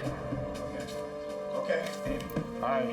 Okay, The leader sit up. announced he was taking Amy to the bank and told his men to wait for his call. You guys got everything under control. Any false moves, take care of it. Let's go. Come on. Sorry. Her parents and little girl could only hope that she would not be harmed.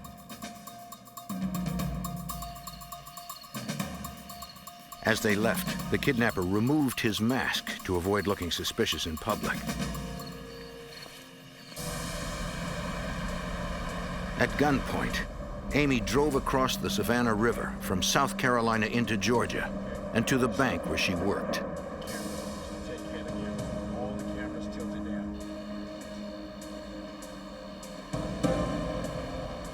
The gunman ordered her to circle the bank slowly so he could check if a cleaning crew was inside. Pulling up next to the automated teller machine, Amy hoped to catch the kidnapper's image on its security camera. Deciding it was clear, he ordered her to drive to the back door.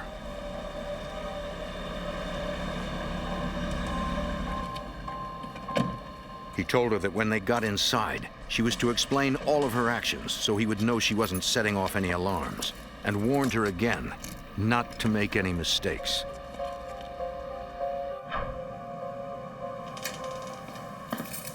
Inside, she showed him the alarm she could disable.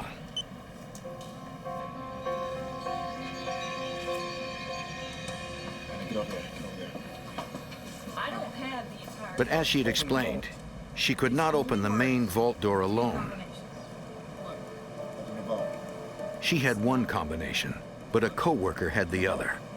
It's not gonna open. The kidnapper reminded Amy that her family would remain safe only if he could get inside the vault. Get to the phone. At the Shaw residence, the intruders moved the family to the living room where they could watch the front. The Shaws hoped it would end peacefully, but the men seemed to grow agitated, their guns at the ready.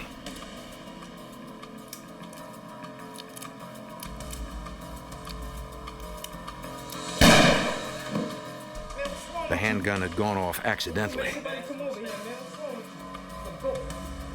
The intruders worried the sound had alerted neighbors. And their concern mounted as another car pulled up to the house. Somebody's coming. Get over by the door. It was Amy's brother-in-law and sister, and their young daughter arriving for a visit.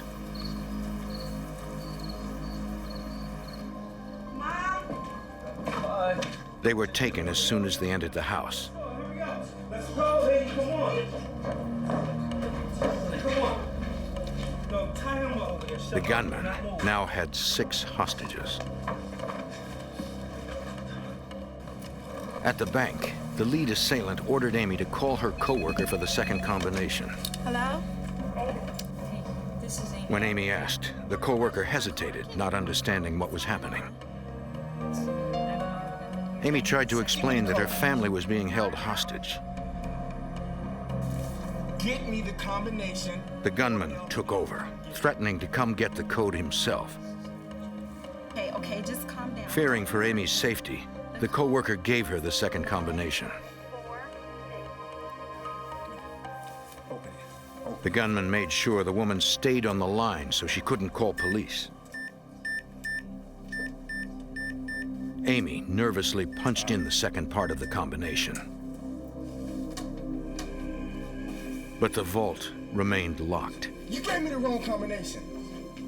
Make it work or else. She carefully tried again.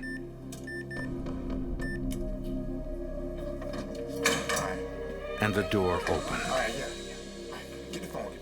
The robber had Amy make sure the co-worker stayed on the line. Which one of the dot packs? And he ordered her to point out which bins held bait money that was sequentially numbered or rigged with exploding die packs. He left that cash alone.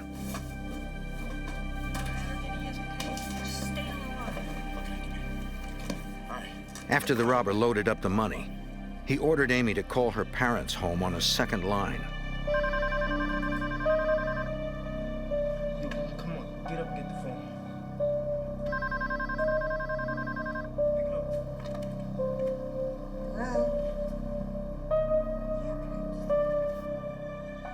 The leader ordered his men to take care of things at the house, then leave and page him when they were clear. And get out.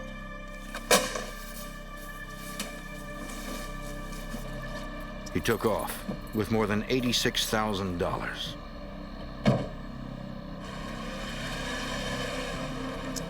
Once he was gone, Amy set off the alarm to bring help. Then, frantic with worry, she called home. Her mother warned her not to call police. The armed men were still there. But it was too late. She already had. Mom, don't hang up. Mom,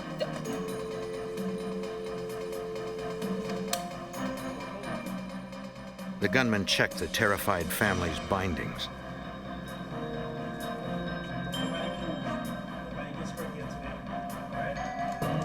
It seemed like they were going to leave.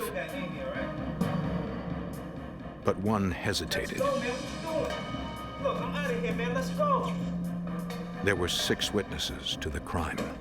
Yo, come on, man. Let's go. At 8 p.m., Richmond County Sheriff's officers responded to the bank in Georgia and learned the real crime was across the river. The lead investigator was Kenneth Booz. We relayed all the information that we had to the Edgefield County Sheriff's Office and told them that there was a possibility that the family was still being held hostage. Edgefield County, South Carolina Sheriff's investigator Don Bullock got the call. We had a family hostage situation. Respond was code 1. That's everything you got, fast as you can get there. The family had called, saying the gunman had left, but the deputies had to be sure. Sheriff's office, open up. Sir, step back. The deputies checked the house for the intruders. They were gone. They were safe. Nobody was hurt. Physically, they weren't hurt, but mentally, they had to be shattered. They really went through an ordeal. The Shaws described the men as best they could. They never saw faces and knew only they were African-American males. The men were armed and aggressive. Come on, man, let's go. What you doing? One had held a gun to Parker's head. Look, I'm out of here, man. Let's go. But the shot never came.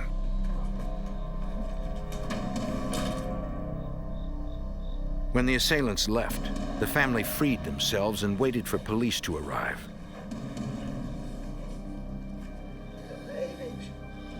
Parker explained that the gunman took the keys to his son-in-law's car and described what they were wearing. Deputies put out an APB. As with any bank robbery, the Richmond County authorities notified the FBI. Special Agent Jerry Jones of the Augusta, Georgia resident agency arrived to interview Amy. She described the leader of the group and the direction in which he fled. She said she might have captured an image of him and told Special Agent Jones about the camera on the ATM. She tried to get him into a position where the camera may take a photograph of him. As it turns out, the camera was activated only when one puts one's card into the machine, so that didn't work. The cameras inside didn't catch him either.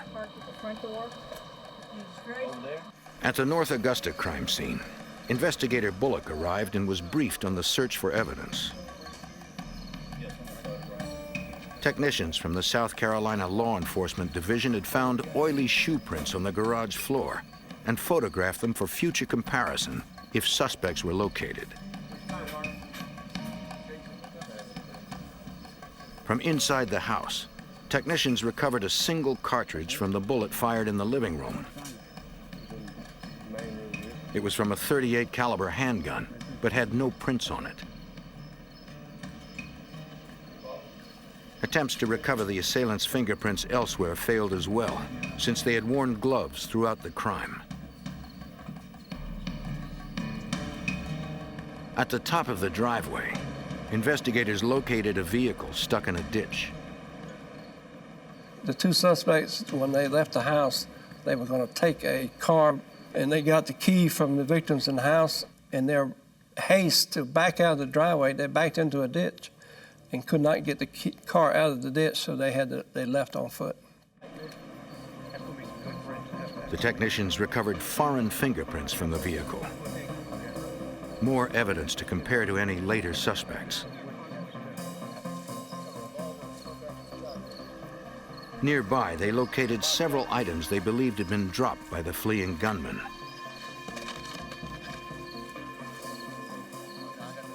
There were several weapons, including a shotgun and a .357 Magnum.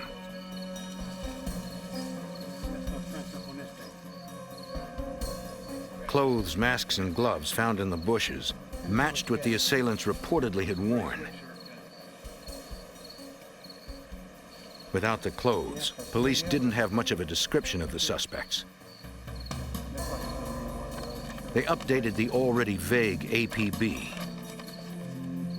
3 African-American males, 2 probably on foot, 1 in a dark blue sedan, armed and considered dangerous.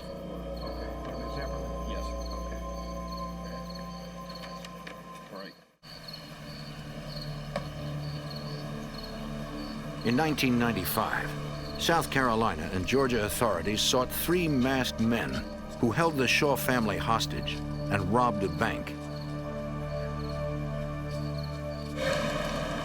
Within an hour of the 911 call, an off-duty deputy was en route to the Shaw house when he heard the revised APB. He spotted 2 men, roughly fitting the description, walking away from the neighborhood where the Shaws lived. Hey guys, let me talk to you for just a second. Where you guys coming from? The deputy questioned the pair, according to Sheriff's investigator Don Bullock. They asked him what they were doing there, and they said, we were up at the church playing basketball, and they had no basketball and no transportation. Backup soon arrived. The deputies knew the church mentioned had no lights on its basketball court. And being that time of night, it was dark. The red flags just flew up. It was, he put 2 and 2 together.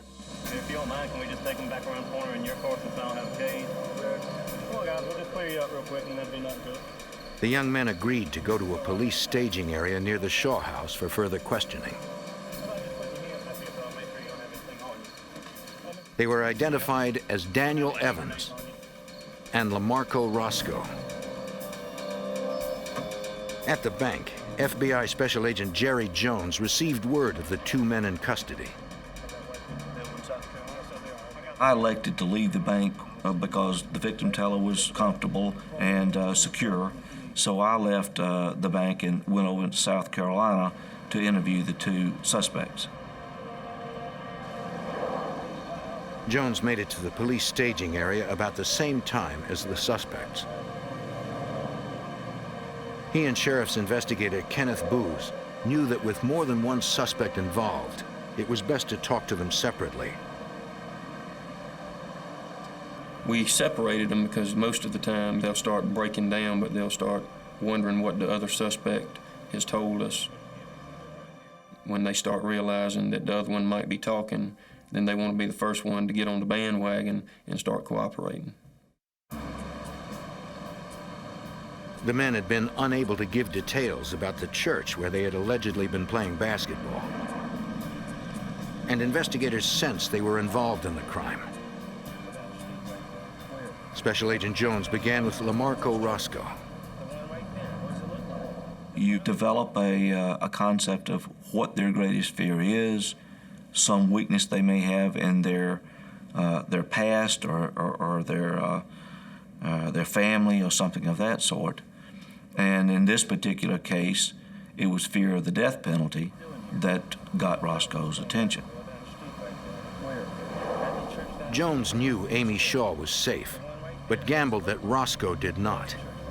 He told him his primary concern was Amy's safety. I told him that he needed to know that if the 3rd robber killed her, that he would face the electric chair for his complicity in the robbery. Well, everything I told him was the truth. My primary interest was the safety and welfare of the victim teller. And it is true that had the 3rd robber killed Amy Shaw, they would both have faced the death penalty.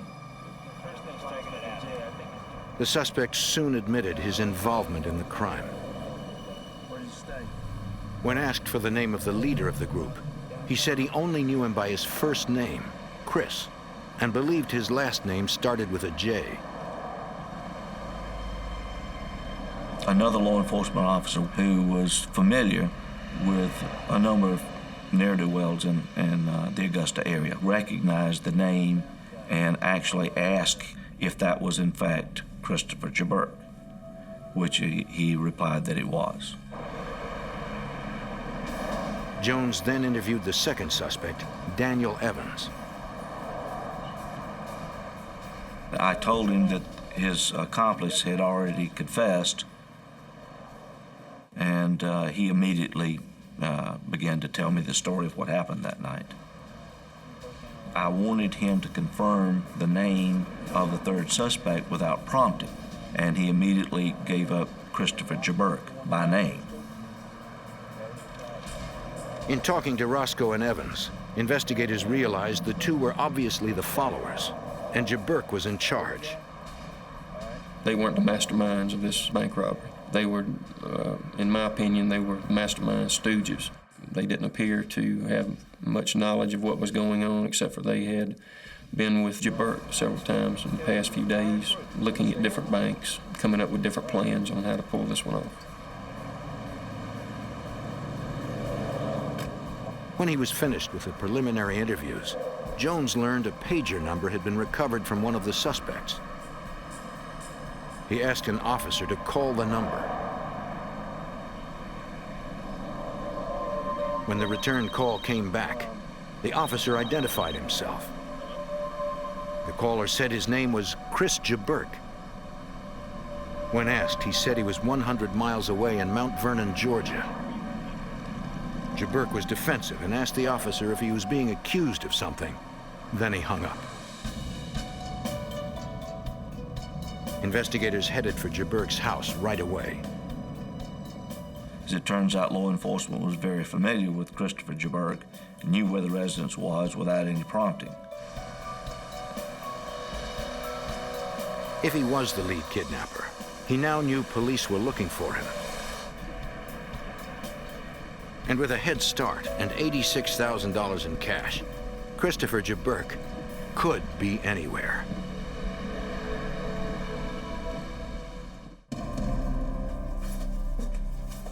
In October 1995, authorities were seeking Christopher Jeburk, wanted for armed kidnapping and bank robbery. At the request of FBI agents and Richmond County deputies, Jeburk's mother called her son on his cell phone and advised him to come talk to authorities. Around 1 a.m., he arrived with his girlfriend.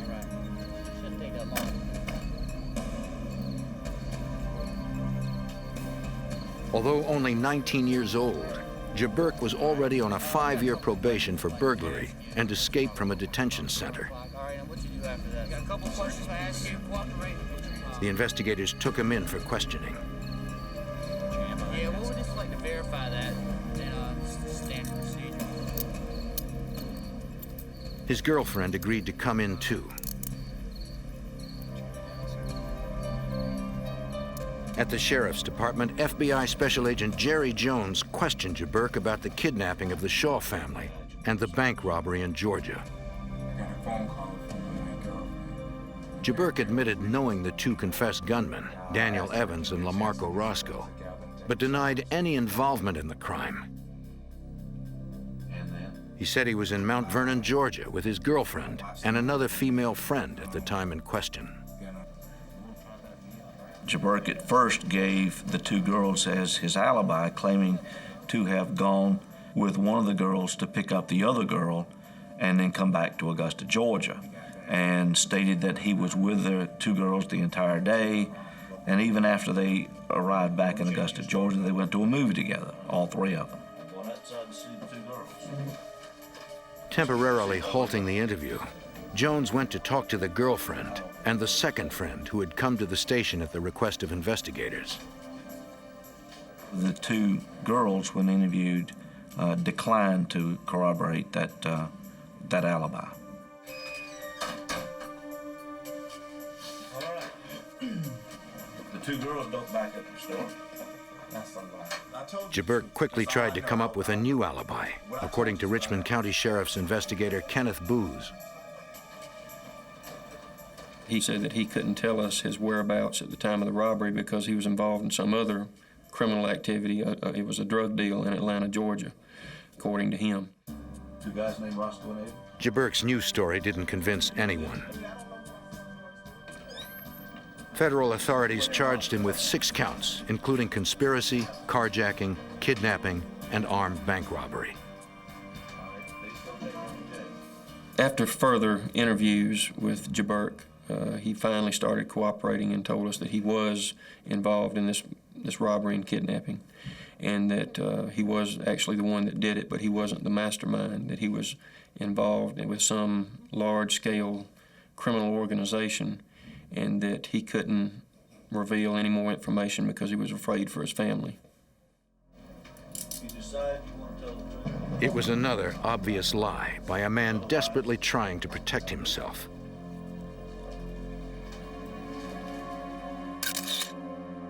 Jeburk's partners, Daniel Evans and Lamarco Roscoe, pleaded guilty to state charges of burglary, kidnapping, and armed robbery. They were sentenced to 30 years in prison. Christopher Jeburk was prosecuted by Assistant U.S. Attorney Richard Goolsby. The only problem with this case was that there was no scientific evidence. It seemed like we hit a dead end every time we got a lab report as to any fingerprints or footprints. None of them matched Jeburk. But in terms of the quality of the evidence, we were very fortunate that the teller victim and her family members were just incredibly good witnesses. They helped win the case.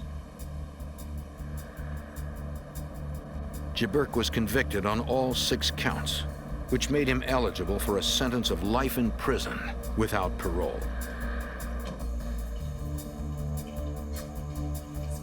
While awaiting sentencing, Jeburk was held at a small county jail.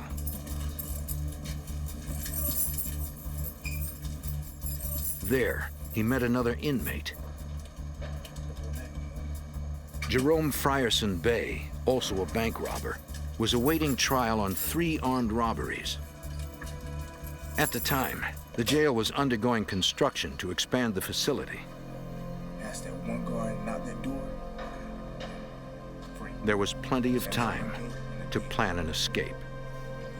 I think I seen that right around noon or whatnot. On March 27, 1996, a guard on routine patrol noticed an open door. A head count revealed 2 inmates were missing: Christopher Jeburk and Jerome Frierson Bay. Construction workers had seen 2 prisoners running toward a wooded area near the prison. Search teams combed the woods, but no one spotted the men.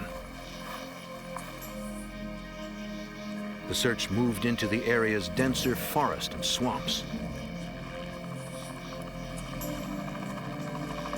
And helicopters flew grid patterns overhead. Still, nothing.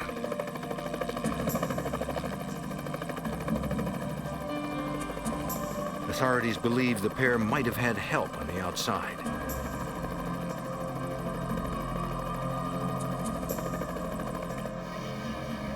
Police tried to seal the perimeter, putting up roadblocks to stop and check vehicles.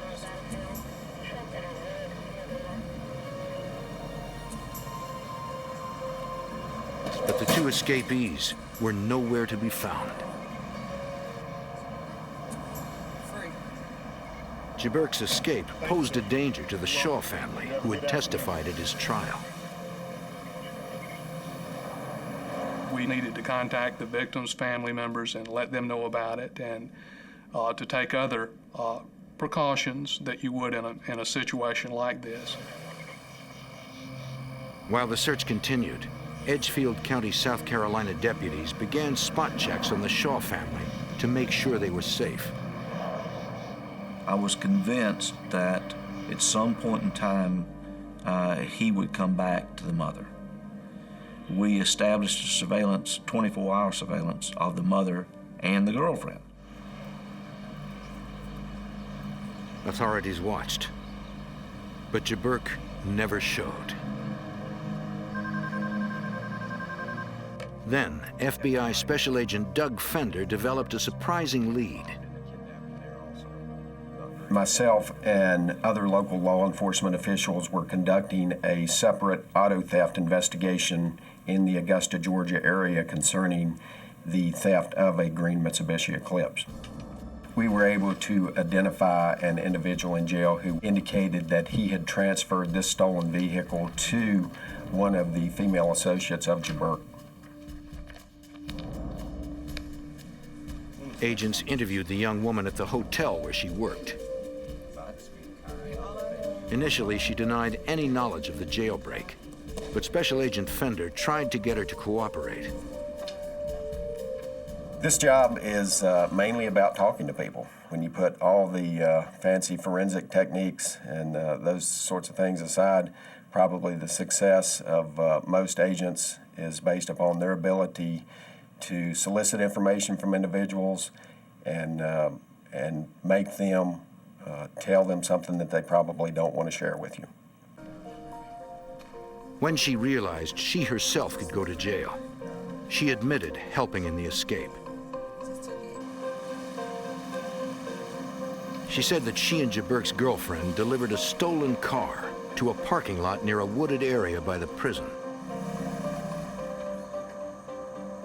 After he escaped from the jail, he just got into the getaway car and made his escape with Frierson Bay.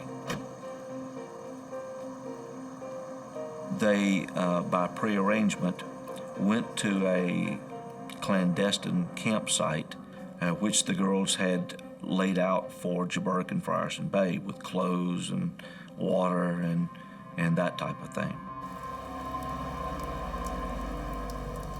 The escapees easily found the stashed clothes, food, and weapons.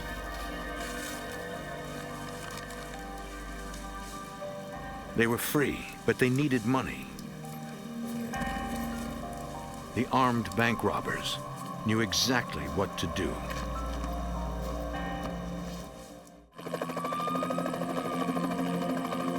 In 1996, escaped prisoners Christopher Jeburk and Jerome Frierson Bay fled a county jail in a stolen car. FBI Special Agent Jerry Jones was after them. We began a search for the stolen vehicle, and we sent out an APB to all surrounding states regarding the description of the vehicle. The day after the escape, a car matching that description pulled up to a bank in Lumberton, North Carolina, 220 miles northeast of the jail. That's right, just take the money.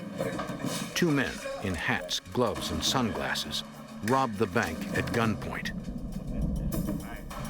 The employees knew to cooperate, so no one would get hurt. Come on, man, let's go.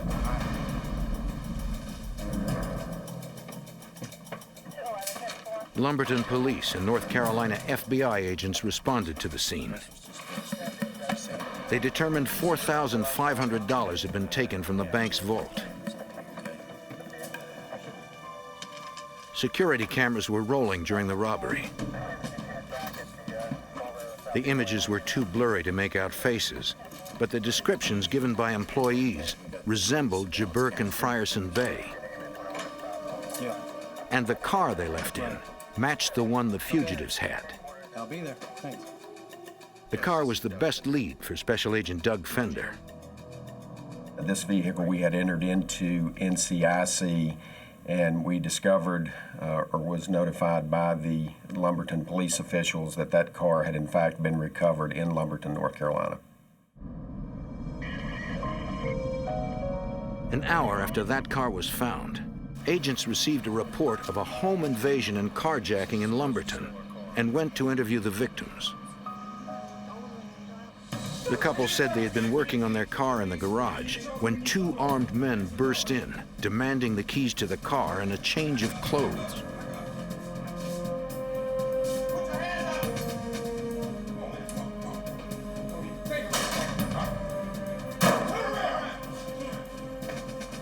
Then left as quickly as they had arrived.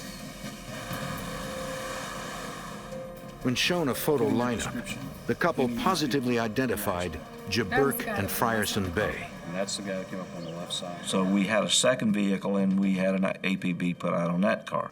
It was spotted in Raleigh, North Carolina. Jeburk and Frierson Bay robbed a bank there.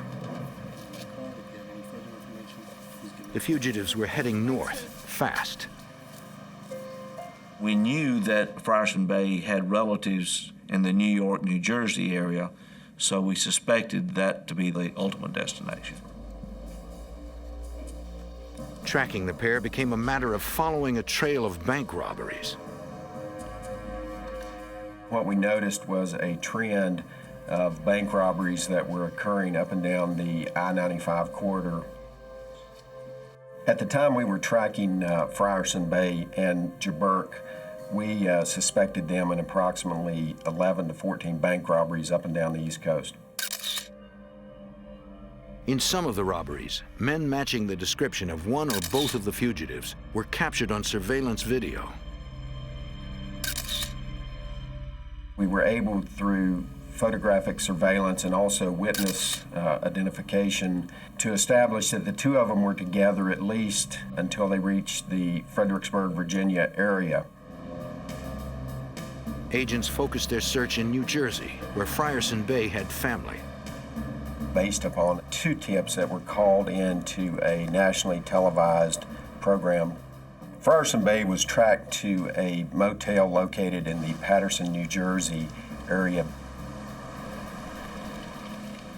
A surveillance by members of the New Jersey FBI office was established. Once these agents were able to establish that Frierson Bay might be staying in the motel room, they remained on the premises. If he were inside and armed, approaching the door would be dangerous.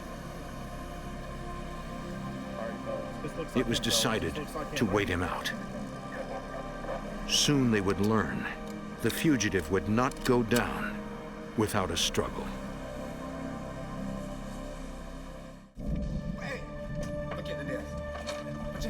After 2 escaped prisoners committed a string of armed bank robberies,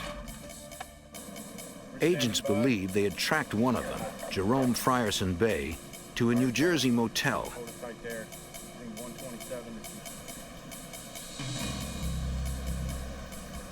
After several hours, they spotted the fugitive.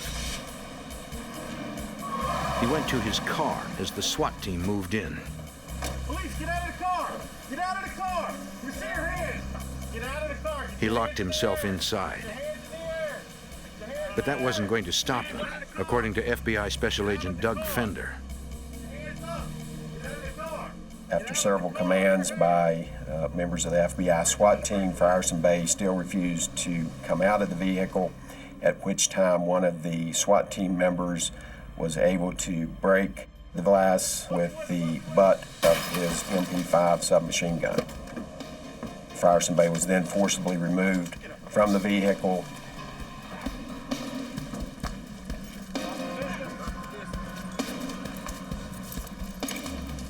From his car, the SWAT team recovered a loaded .40 caliber Glock semi-automatic handgun, along with $1,500 in stolen cash.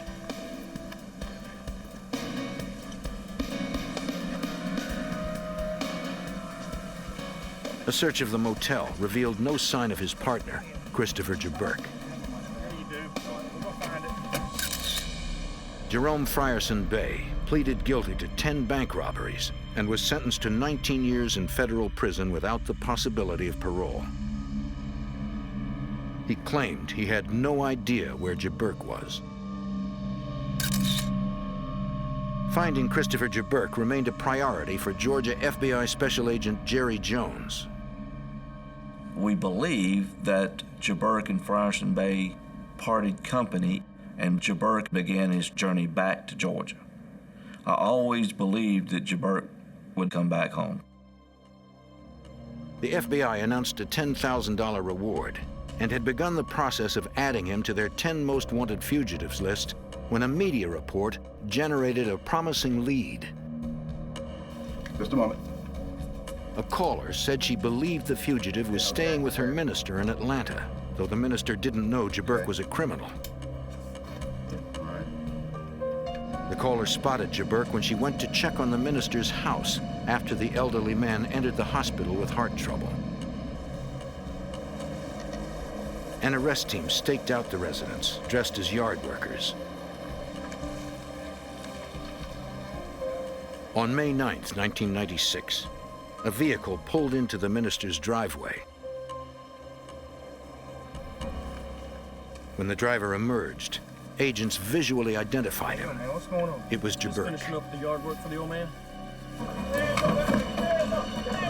The arrest team moved in. Hands up, FBI! Hands up! Hands up! What's going on? Surprised and cornered, Jeburk did not try to run.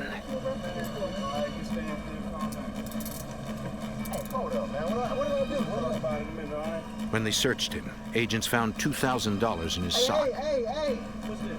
What is it? What you hey for? What is this? He was returned to jail, again to await sentencing for the Augusta kidnapping bank robbery. When Jeburk was apprehended in Atlanta, we thought the pressure was off and everybody took a big sigh of relief and went home for a short period of time. Jeburk was not giving up.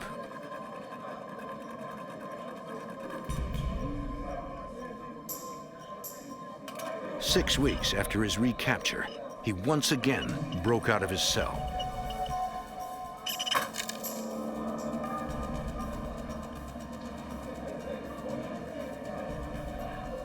When Jeburk escaped and I received the telephone call, I responded to the jail to try to secure whatever evidence was there. We found a partial saw blade. When he got through the window of the jail, there's a huge double fence around the confinement area covered with concertina wire. So he had to get over that fence and over the concertina wire. Agents searched the grounds and the fence topped with the razor-sharp wire. They recovered shreds of a prison uniform. And we actually found traces of blood there, so we knew he was injured, but he was on foot. They hoped he hadn't gotten far. So we began to trail him through this rural wooded area, which also leads to a swampy area, probably around 10 square miles. We immediately brought in tracking dogs, which led us directly to the wooded area. So we knew the route of escape that he was trying to accomplish.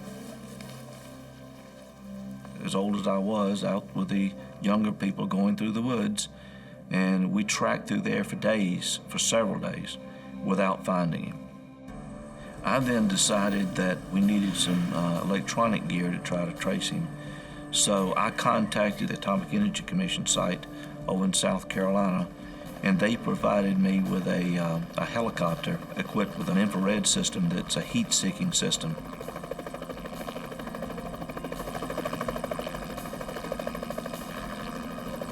They searched dozens of square miles with the highly sensitive equipment. But somehow, Jeburk managed to avoid detection and was still on the run.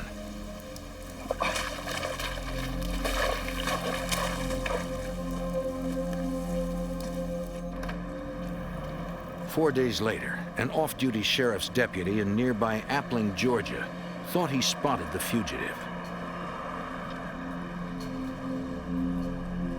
The man was limping as if injured. The deputy called the station, and other officers spread out to search the area. He was tracked into a wooded area right behind one of the grammar schools and apprehended. Right there. Hands up. Christopher Jeburk was again in custody. 2 weeks later, he was finally sentenced for robbing the Augusta Bank and kidnapping Amy Shaw and her family. Assistant U.S. Attorney Richard Goolsby fought to keep Jeburk off the streets forever. Our role is to try to protect the community. That's one of our important responsibilities. So we were concerned and felt like that we should ask for the maximum in Jeburk's case. And fortunately, the court imposed the maximum, life in prison, plus 5 years. Jeburk was ordered to serve his term at the federal prison in Leavenworth, Kansas. Without the possibility of parole, his only chance to be free again would be to escape.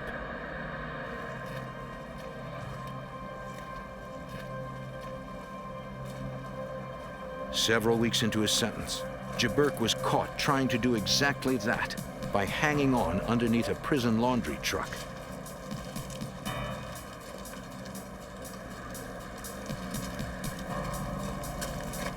Come on out now. Come on. Nice and Come slow. on, I see you. Come on. Nice and slow. Let's Come go. on. Get out of there. He had almost made it to the front gate.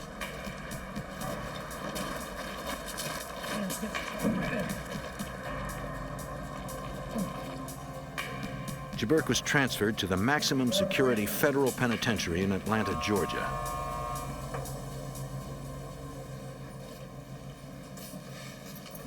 Even if Harry Houdini was in the Atlanta federal pen, he wouldn't be able to get out, and Christopher Jeburk is no Harry Houdini. No one doubts Jeburk will try again. But now, he is held in one of the most secure prisons in America.